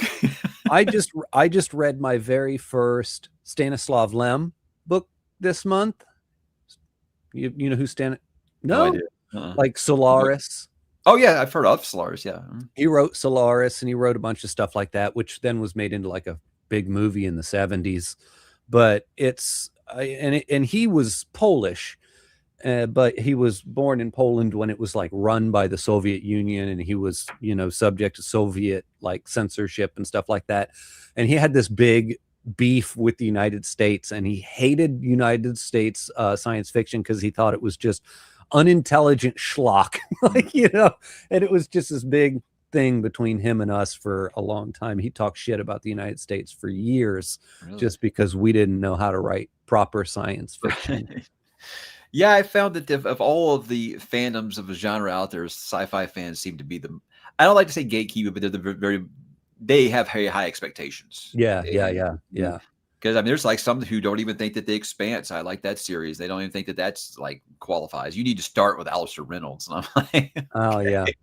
you know, so He's great though. Have you read any Alistair Reynolds? I fear that I won't be smart enough for them, you know. So No, not same with him. Asimov. Not him. I haven't read Asimov. I'm like, I did a video about you know, classics I haven't read yet. Yeah. You know, Asimov was on there. So I'm like, what if I get into it and just don't really like it, or I don't Right, get it, right. you know? So that one of my longest patrons, Jordan over at iWizard, he's been begging me to read Alistair Reynolds forever, and Yeah. I think he even bought me Revelation Space, so I should do it. It's that was actually my least favorite. Really? Alistair Reynolds was Revelation Space. I think it's earlier in his career. House of Suns is the one I started with, and it's still my favorite. It's just amazing. And it's a standalone? Yep. Oh, okay. 100% standalone. So you have no obligation to go any further than that. And it's really, really good. It's like you're not going to have problems with Alistair Reynolds. He is not like one of those highbrow, sophisticated, like he's smart, and he was like like a mathematician or so. I forget what he was, but he actually had like a mathematics type of degree.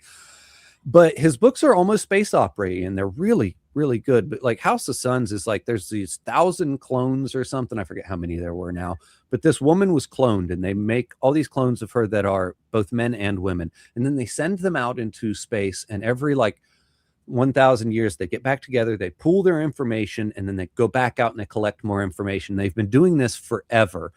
And all of the sudden they come back together, and somebody has started systematically killing off the clones, like going around the solar system, and they need to figure out who's killing them and why. And it's like this big, it's just amazing, this mystery, and it's really well written. It's awesome. House of Suns. Okay. All right. I'll make a note of that one, because everyone will recommend, what's Ian Banks? Ian M. Banks. And Ian Banks, Peter F. Hamilton, Alistair Reynolds. And I'm like, all these guys' books are like this. I was like, yeah. And I think I'm probably just going to have to do Neuromancer just to see, because people will tell me how great it is, but then they'll tell me, oh, but you won't like it. I'm like, okay, well, shit. Not a very good sales pitch, guys. Yes. Yeah. That's one of my favorite ever, Neuromancer. I love it. But it's difficult to read. You'll be reading a page, and then like all of a sudden you're somewhere else doing something else. It's very, the prose is weird and dense, and just, it's not very readable. I know I'm not selling it very well. No, this sounds like me talking about Malazan. It's like, what are we doing right now? What the hell's Drake? Where did this come from? Yeah. I think, and if you know that he basically invented the cyberpunk genre, not 100%, but it was like, boy, most of the things we think of when we think of cyberpunk come from Neuromancer, and he's got enough ideas in there to be probably 4 different books. And as you're reading them, your mind, you're just like, this is insane that this guy was writing this in the 80s. Like the things that he was thinking of, and AI, and just, oh my God, it blew my mind reading it. Now, I always say, I don't think it's very well written, and but just the ideas alone was enough for me to just, I think it's like number 5 on my greatest sci-fi list or something like that. I just love it. Isn't Apple TV making an adaptation? I hope I think so. I hope it's okay. Like Apple TV, I think they've made some really great sci-fi content, so I'm hopeful. Yeah. I'm hopeful. If you've ever seen Ghost in the Shell, that felt like, I know that was a big inspiration. Yeah, I was gonna say, that feels like one of the 10 different ideas he's tackling in the book was taken and expanded into a movie. Wasn't the Matrix basically? Yep, Matrix took a ton from it. That Matrix jacks into the Matrix. I know your pal Jay Chris, I was talking to him, he was talking about how incredible that book was, and he was saying like there's so many things you'll see in that book and be like, wow, this guy was so ahead of the curve on everything. And then there's a moment where like all these payphones start ringing. He's like, oh, but then there's payphones, and the super distant future. Everything he got right, but there are some things where it's like, well, how can we predict that we were going to move away from payphones? yeah, it's really, really good. I love it, but. The collection I have has 4 books. Are they connected at all, or is it the Neuromancer? Yeah. It's it's called the Sprawl trilogy. They all take place in the Sprawl, which is like this mega city that takes up most of the western coast. It's like basically all of California has become one giant city called the Sprawl, and they all take place there, but they all have different main characters, and they're loosely connected, but they don't read the book of Altered Carbon, because a lot of the things I hear about Altered Carbon or from that show sound like they came from Neuromancer. I think so. I read the first 2 of those, Altered Carbon and whatever the second one's called. I'm drawing a blank. They were okay. I didn't think they were that great. I think I like the idea of cyberpunk much more than I would probably reading it. Yeah, and it's great. I actually like the show Altered Carbon better than the book, which I think I put that in a video, and people. I like season 1 a lot. Season 2, I think I was out after about like the 3rd episode. I was like, oh no, season 2 was no good, but the first season was good, and it was pretty faithful to the book. It was pretty much a noir murder mystery, but it was also cyberpunk. But I just thought the book was just kind of bland in the way that it was written. I didn't enjoy it, but I'm an unpopular opinion on that one. So I don't know. What title that you haven't read yet do you strongly believe or hope is going to be one of your next favorite books ever? Jeez. Oh boy.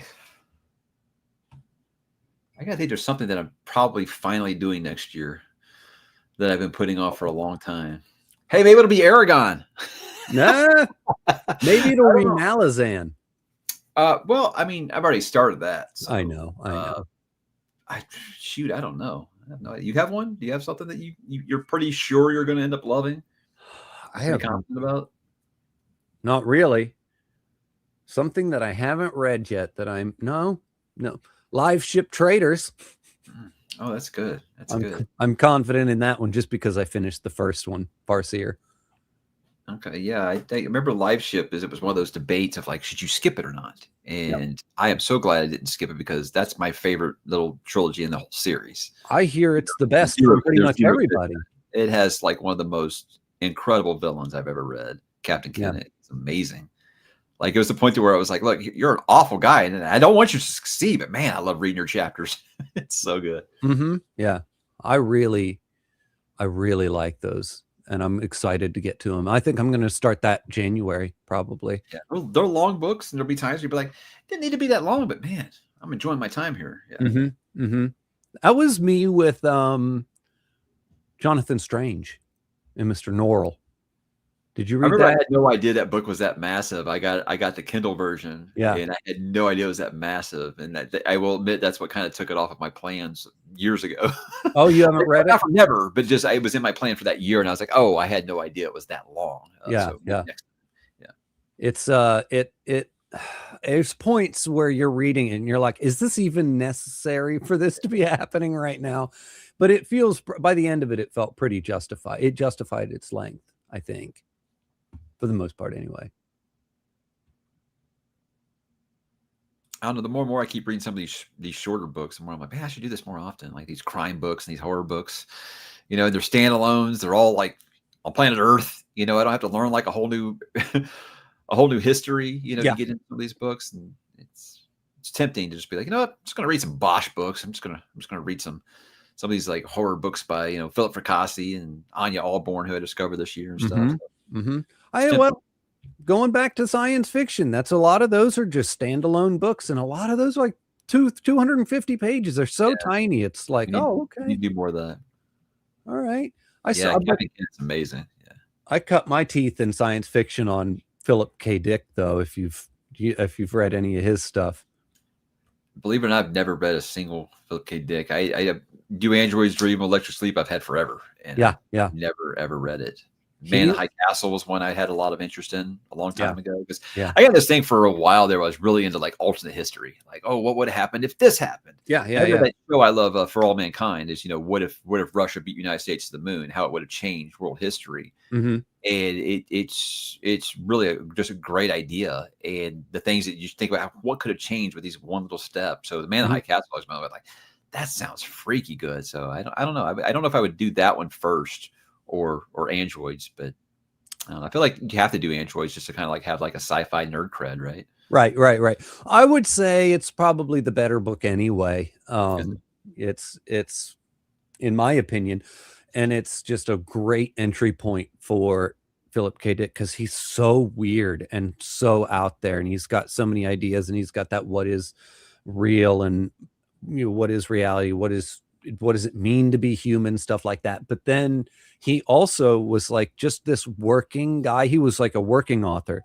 He was trying to write books to pay the bills. He was never famous.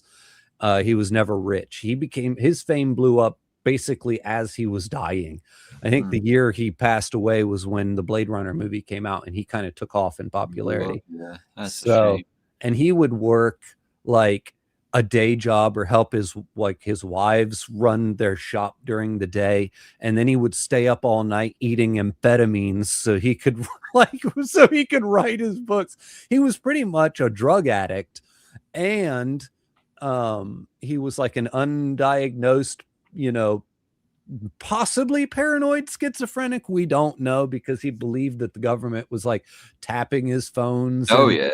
Like he was really paranoid, and then he was like putting all of these, staying up, doing like weird pills to stay up all night while putting his own paranoias into stories. Some of them, you start reading these books, you're like, what are you doing, dude? Like, this is wild. There's like, I don't know, the 3 Stigmata of Palmer Eldritch, and like there's some weird stuff that he wrote. So that had me reflecting recently. I was started watching some old X-Files on Blu-ray because they look amazing. And X-Files is one of my favorite shows ever. And I just kind of like transported back to that time of my life. I was like, dude, like 93, 94, I was 100% like they're watching us. The bugs the phone tab, trust no one. So that's why that show resonated with me so much. And I was like, it's kind of funny in hindsight because that's back in a time where that show worked because we still believed the government could keep secrets from us. Like they were confident enough. Because that's why that show worked when it did. But I was just thinking back to, God, 15, 16-year-old me really thought they gave a shit about me. Some nobody in high school. right. You know? So it's kind of funny to go back and think, and you say that, you know, paranoid that always somebody was watching you. I thought for sure our phone. I was like, what do they care? Like people still like today are like, oh, you know, the Amazon listening device. Oh yeah, they're listening to you. I'm like, well, if China is really that interested in me and my wife talking about pluribus, you know, I've said, hey, have fun, guys. Right. Have fun with that information. Well, I mean, I'm sure that my phone is listening to me, but I don't think. Oh, they absolutely are. They're not getting anything. I will have conversations. I don't remember what it was exactly, but just like a product, something that we were like interested in. We didn't search it on our phones. We didn't look for anything. And also we started getting placed ads for it. I was like, Yep. Not an accident. No.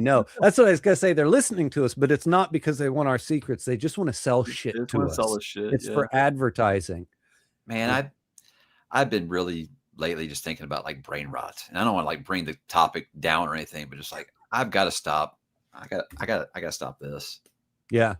I hate it when I see my kids doing it nonstop. And I've been more and more lately, I've been noticing myself doing it. And I was like, I got to stop. And honestly, if I didn't do this, I would probably like drop all social media because I really use it just to market and stuff. And it's a drain, man. It is. I tell people all the time, like, how do you read so fast? Which again, I don't think I read fast, but a question I get, and I know you probably do as well. Oh yeah. You got to leave your phone in another room. Yeah. And I've just kind of tried to start putting that into regular life. I got to leave my phone in another room, like just to be a human again. Yeah. You know, but my kids don't understand this. And just because I'm trying to do it, I feel like I'm punishing them. Yeah. Well, yeah. I've been thinking about that a lot lately. I find myself doing it, and I'll want to watch something. That's my thing. I want to watch something like a TV show or something. And I end up sitting down to try and figure out what I'm going to watch. Next thing I know, I'm just scrolling for 45 minutes. I'm like, what am I doing? I've never been that. I've never been that person who will want to pick up the phone. Like, oh, look, we got like the football game on or something. Sure, it's fun to bullshit with other fans, you know, what that's going on. But no, it's one of those changes that I think we all know we need to make. It's just, it's hard, you know. We're all addicted. It really is. Yeah. And it's, you know, we're all talking about, oh, I'm scared of AI. And it's like, well, they don't even have to use AI to, you know, control you, man. It ain't hard. Yeah. You know, 'cause we can't put these damn things down. We're all going blind because of it. Right.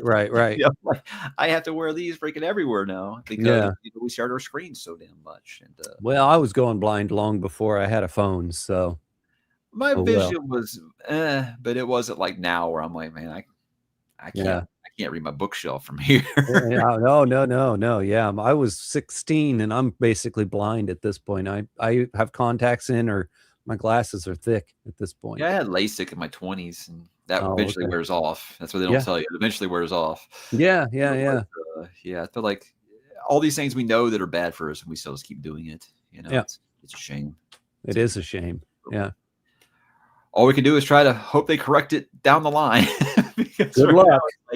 We're one step away from neural implants, I feel like. Yeah, you know what? What's his name's working on him? Elon. Oh yeah. Yeah. Neuro something. And you think, hey, there could be some good things. You know, we could do it for like cure blindness or, you know, something like that. But it's like, no, we won't use it for that. No, we'll use it to surf the web. Yeah, exactly. Yeah. These stupid VR headsets that are coming out.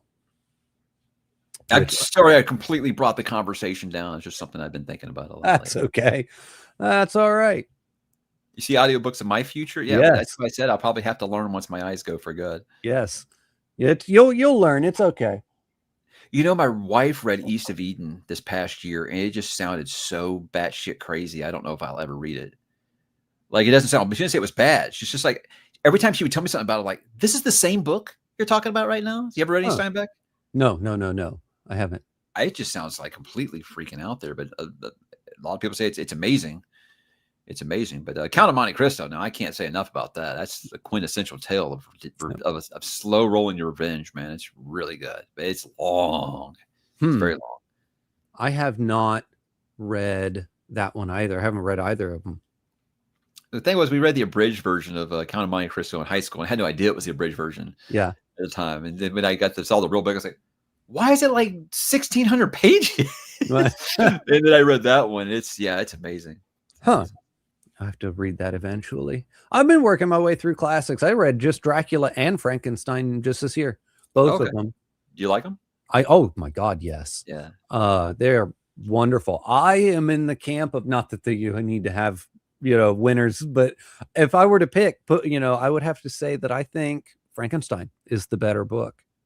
Okay.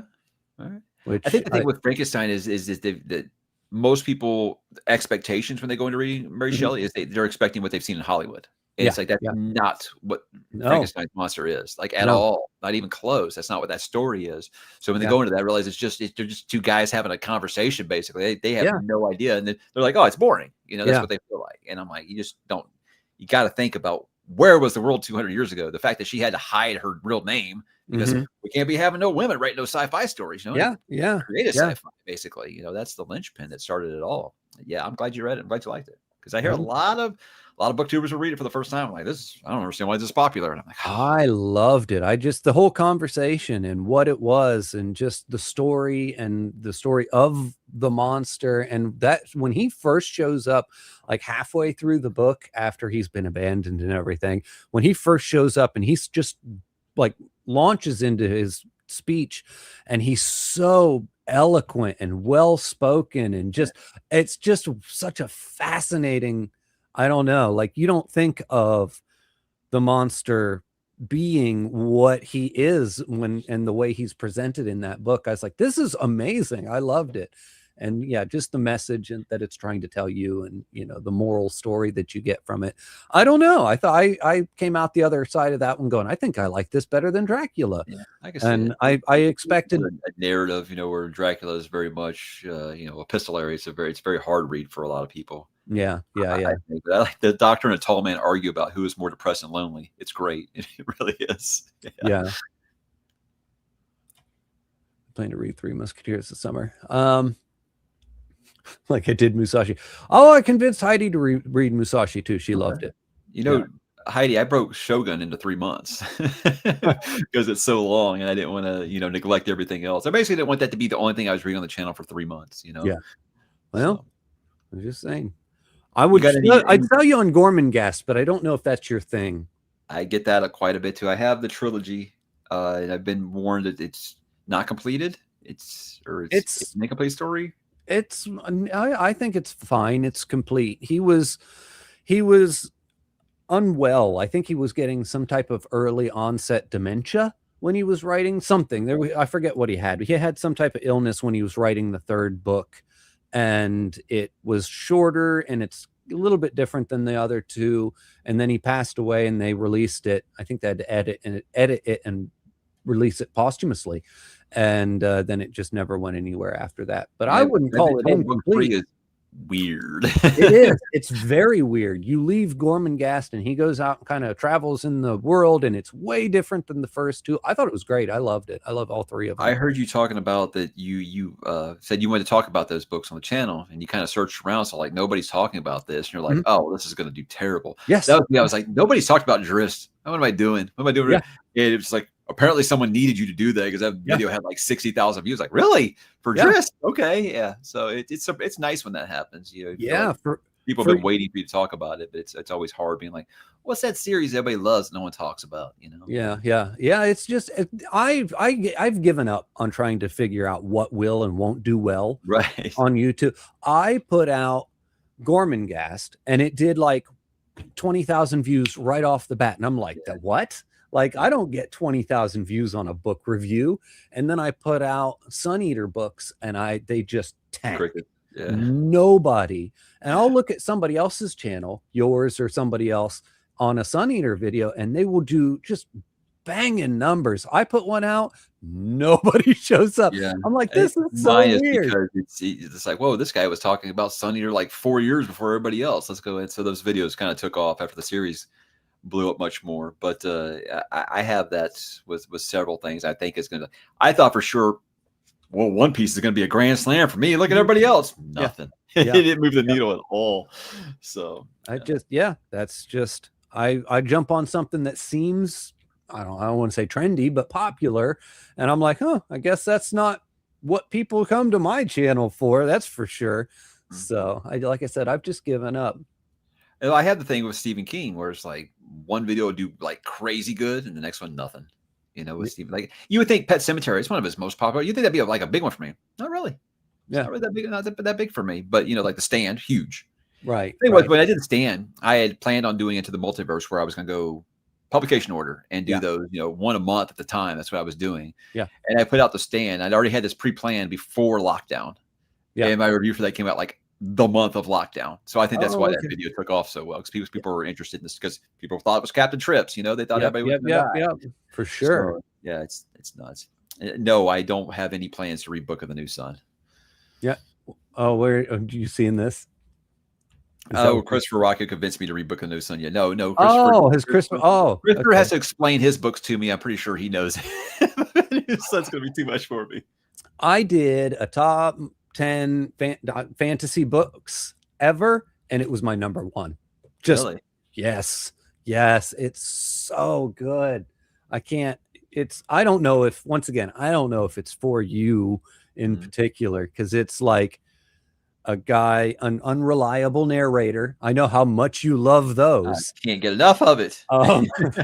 At the end of his life, telling his story, but then it's like it's obscured through so many different layers. And then the way Gene Wolfe writes the book, he'll take these old archaic words out of history that no one uses anymore, and then if it has multiple definitions, he'll use the more obscure definition just to make it intentionally difficult to understand what you're reading.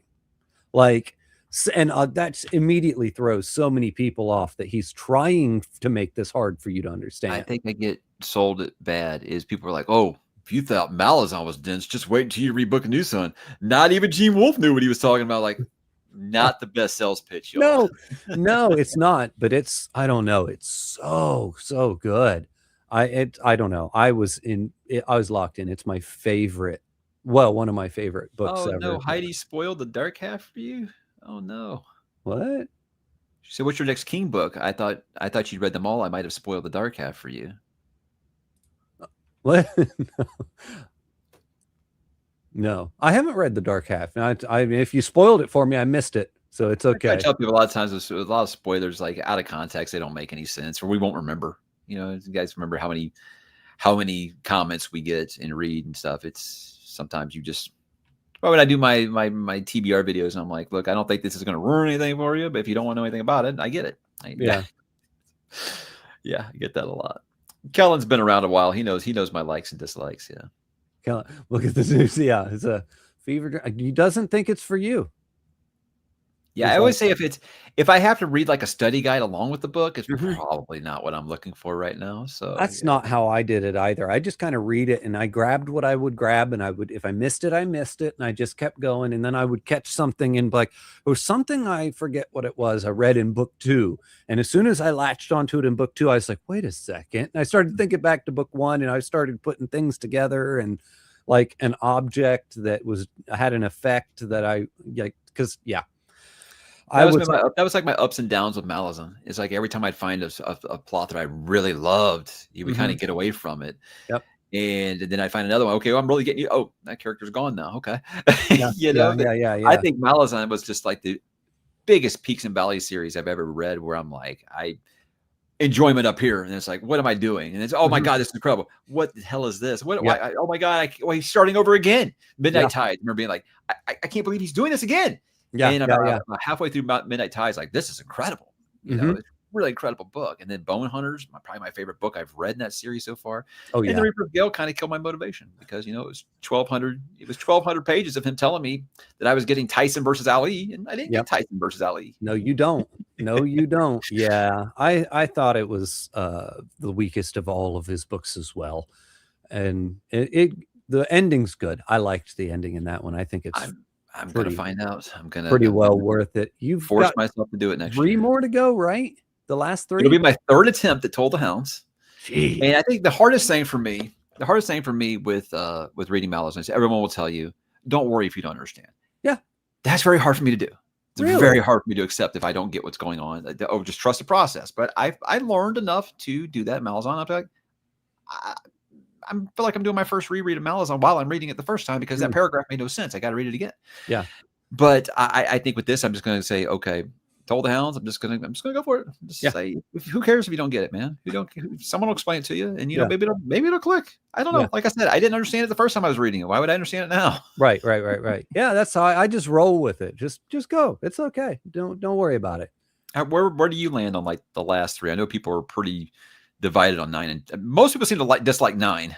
But I also see people say that Told the Hounds is their favorite in the whole series. So yeah, I've had a lot of people tell me that Told the Hounds is their favorite. I did not. It's not for me. It's probably on the bottom and like back half of the list, but it's definitely a step up from Reaper's Gale. And then you're going to get to some like climactic points in Told the Hounds where it's wild. It gets kind of crazy in the back half of that book, and some of the epic scenes and battles and fights, and it'll get pretty crazy there towards the end. I never meant to put it off as long as I did. I just kept saying that, you know, I'm going to go back to it when I feel like it's time, because like you don't read that many books into a series that heavy and then just read it, finish walk it away. So yeah, I was like, I was burned out after Reaper's Gale and I needed a break, but even I didn't ever plan to take 4 years away from it. So I have those old spoiler videos I made. I might have to go back and listen to them just to try to remember something, because I was just reading like the back cover of Told the Hounds. Like I don't remember any of these people. None of them. I'm sure there's like little quick YouTube wrap up videos somebody's got out there, like, you know, I don't know, summaries. Or you might actually reading Dust of Dreams right now, and he's been telling me, like, he's like, that's all he's saying. Who is Brian Beltube? Oh, is he? Oh, yeah, okay. Yeah, he was a little bit, he was behind me, I know, because we were talking about it. But yeah, I liked it. I thought Dust of Dreams was really good. That's when it really picks up, and it's really, he wrote Dust of Dreams and The Crippled God as one book and then had to kind of break it in half, and he ends Dust of Dreams pretty much on a straight cliffhanger. He even puts like a foreword in Dust of Dreams, and he says that he's going to leave it. He says there will be no epilogue on this book because it was not, I wrote it as part of the next book. He's like, I never intended to do that, but here we are, basically. And when you end Dust of Dreams, you're so ready to go into Crippled God. That's what a lot of people told me. They said you got to try to read Dust of Dreams and Crippled God together, which I know is hard to ask you to read. 2,500 pages, back to back. But they say it's the best experience. So we'll see what happens. I split them up like I did everything else. I read one month, and then I read a couple books in between, and then I read the next one. I think you have to books that long. Yeah, I didn't try to read them back to back, and I didn't even feel obligated to read them back to back. I think it's nice to read a Malazan book and then have a little break, and then read the next one. But it's, man, I don't know. I don't get I guess I don't understand the complaints about Dust of Dreams, because I thought it was great. I really enjoyed it, like a lot. I'm glad to hear that.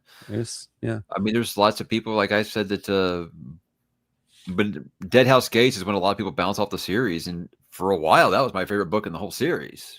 So I think it's just such a unique series, and just he goes for it, and it's going to hit people differently. Yeah, I think.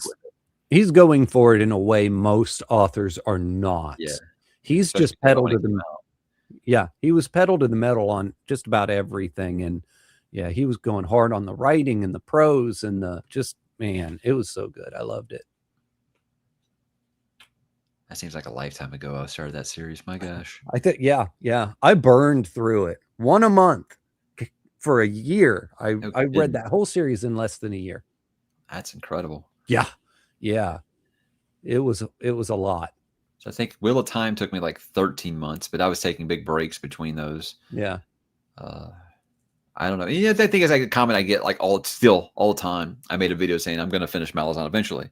I still get so many comments on that video from 4 years ago. Be like, I guess you just quit, or I guess you just shoot or get off the pot. And I was like, look, I ain't scared of Malazan fans. It's like, if I'm going to quit, I'll tell you I'm going to quit.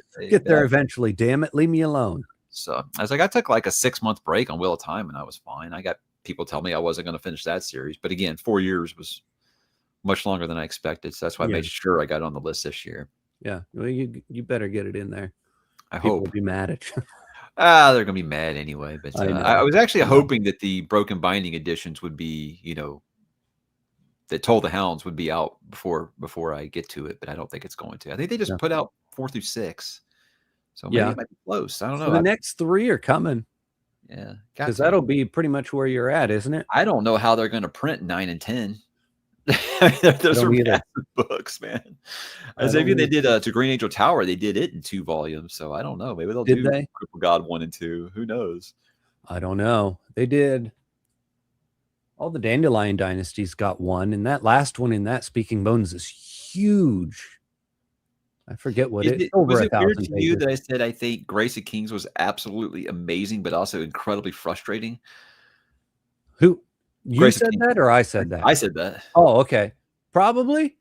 I love Grace of Kings. I thought it was brilliant, but I was also like, I also think it's gonna be the last one I read in the series. I think you should at least try the next one. Is it a little more focused? I think. So that's my problem. Is it just bounced around the characters too much with that first one. I thought that the world and the ideas were just like brilliant. I know Philip didn't like it, which is weird because Philip likes everything. Yeah. But I think the second one is the most straightforward of all of the books. It's like the most straightforward fantasy book, and it's got the most straightforward like approach to characters and storytelling, and there's got this real epic battle sequence for the climax, like huge battle sequence. But it was the most straightforward as far from a fantasy book perspective. He does some weird stuff with the 3rd and 4th, in terms of what his structure and style and what he's trying to do with those books. But the second one is just the most fantasy book, like I said, straightforward of all of them. I don't know, it was amazing. It's really good. It's most people's favorite. That's why when it threw Phil right off the whole series, I was shocked. I thought that was going to be really right up his alley, but apparently it was not. So I don't know. I would say give it a try. Yeah, I know. I got that awesome right here. I got those awesome broken binding editions. So of course I'm never ever going to take it off the list. But right now I'm still just like, it's amazing that might be like both like one of the most incredible books and most frustrating books I read this year. Yeah, it's kind of like Shadows Upon Time, I think. I was gonna say that's the exact same edition I have. Mine's right here, but you can't see it because it's in the dark. Yeah. So how many questions a day do you? Every video? How much do you get about your lighting? Your video? Really? Is it just other creators that are just like, how do you do this? It's not. It's just other creators. Typically, some people will. Actually, I get more compliments on my audio than my. Somebody will be like, "Oh man, you got just really good audio," and I'm like, "Well, thank you." But yeah, no, Preacher was just in here a minute ago asking me what edit software I use to edit my videos. I think what I'd like to get is to a point to where when I edit a video, it looks great. I don't have to do anything post-production wise. Not just like, I mean, like cuts. So I mean, like with the lighting, because I feel like I've got the video really good now, but it's still very bright, and I have to like darken it just a touch, or else the background's washed out a little bit. And I think it's because you use like the blurry background. I try to use the clear background because everybody wants to see the books. I don't want them focusing. I want them focusing on my face less. I use the shallowest depth of field that I possibly can. I have a camera, where I have the interchangeable lenses and I can adjust my own aperture and stuff like that. I've gotten it so shallow to the point where my face is in focus, but my microphone, which is like 12 inches in front of my face, is already blurry. Right. Like, that's how shallow my depth of field is. Whether or not that's good, I don't know, but that's kind of the style I like it. I think it looks good. Can't read shit. Sorry if you wanted to read what book was behind me. You just have to know that this yellow book happens to be something wicked. Something wicked this way comes. Yes. You know that. You can kind of see Clara and the sun over here too. I see Buffalo Hunter over there as well. Okay. Yeah. That which by the way, my favorite Stephen Graham Jones book I've read. So, I loved it. I'm so sorry for you that it's definitely a me thing. I can look at something like that and say that guy's very talented. I just don't think this is the style for me. But I'm gonna try again. I think teenage slashers. I'm gonna try. Try next. Man, I just I thought it was great, and it was the story within a story within a story was just I was hooked as soon as we went from the girl back to the guy, and it's like not a flashback. We go back in time, and then he starts flashing back within his story. I was like, this is great. I'm all in. And then I heard you complain about it. Like, I don't know. I just wish he just wrote it as a period piece. I think people just fell in love with that framing narrative so damn much that it's just like stop. We just set your book in that time period. Yeah, and that framing narrative, what sold me on him as an author and how I was like, this guy's really good, is because it's so shockingly different. The tone of her narration versus the tone of the period piece is night and day. And if you didn't like going from the intro into the period piece, right, you would have despised coming out of it, because you come out of it in the end of the book back to her POV, and it is like the biggest, like it's like a kick in the teeth, like in a tonal shift of the book. And a lot of people hate coming out of it, and the ending that he tacks onto it is that's where most people get lost on it. Same complaint I had with the fisherman, John Langan, is just like, I thought that the story, the history they're telling is amazing, and once you leave that, it's just like I don't know. Yeah. Again, just write a period piece. It would have been amazing. Yeah. And I don't know. I thought it was great. I loved it. But I liked The Only Good Indians too. And I don't know. He just might not be for you. And that seems to be a very divisive book. It is. For every person I see that says it's great, there's someone else that says it's pure trash. So Yep. Who knows where I'll land on that. But I get it. Every time he does another thing, I think he's done that I've only read 2 of his books, but he's done that in both books I've read. He it's like he makes this sharp left turn into the ending, and you're not really ready for it. And it's a tonal shift, and it's everything about it. And he bucked people off with both of the books. I don't know. I like him though, so far. Anyway, I've only read 2, like I said. I'll definitely try again. There's too many Stephen King fans that recommend them to me. A part of his major religious, yeah. I didn't catch the religious inaccuracies. I must not be that well versed in my religious stuff. I was born and raised Catholic too. You'd think I'd be better at this.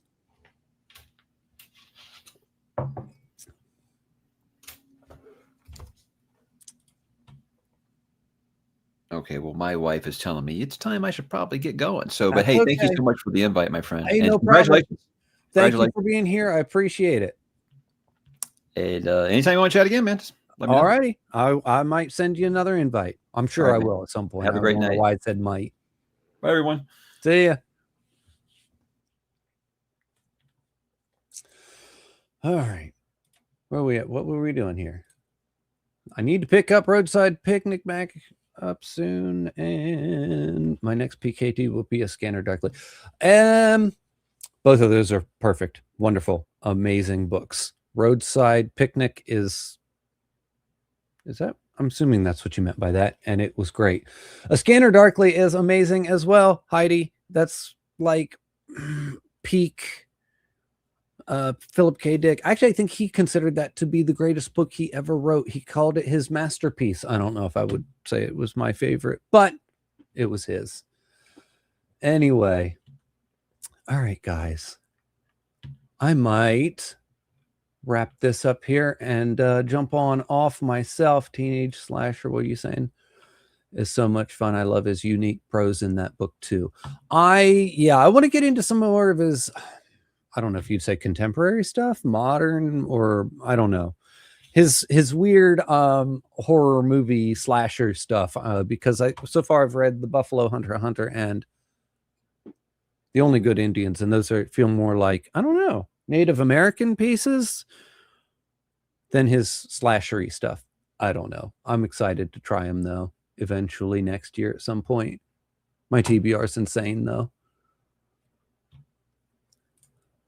I'm a new reader, period. Reading Red Rising now. Have all the Suneater books, thinking that Suneater may be next. Malazan will be in the far futures. I get some.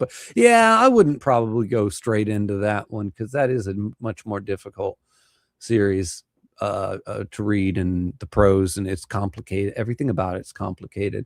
It throws seasoned readers off sometimes, so look out for that.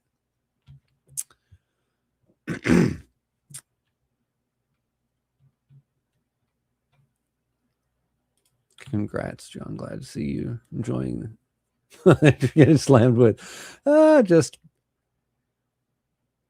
yeah, pretty much. I think I'm going to have to drive around in it here a little bit later, which is going to be exciting. My son's got his invited his little girlfriend over today, so I get to take her home this evening, and probably right at the height of the snowstorm. We'll just have to be careful, I guess. But anyway, so I just wanted to jump on here and say once again thank you to everybody. I appreciate you all so much. This has just been such a wonderful experience, just being able to connect and talk to people on the internet, and every little bit of, I don't know, growth is just fun, and it's exciting, and I like to jump on here every little mini what am I trying to say? Landmark or benchmark or something like that. I feel I should probably live stream more often. I always say I'm going to live stream more often, and then I never do. I always just have to make myself do it when I get one of these little landmarks. So great job. Keep it up. Thanks for today. Hey, no problem. See you around. See you guys. And I got to end this. And so, like I said, anyway, I'm going to head on out here, guys. And I hope to do this soon, hopefully more often than just once every 6 months or so. And once again, everybody, thank you. Thank you. Thank you so very much.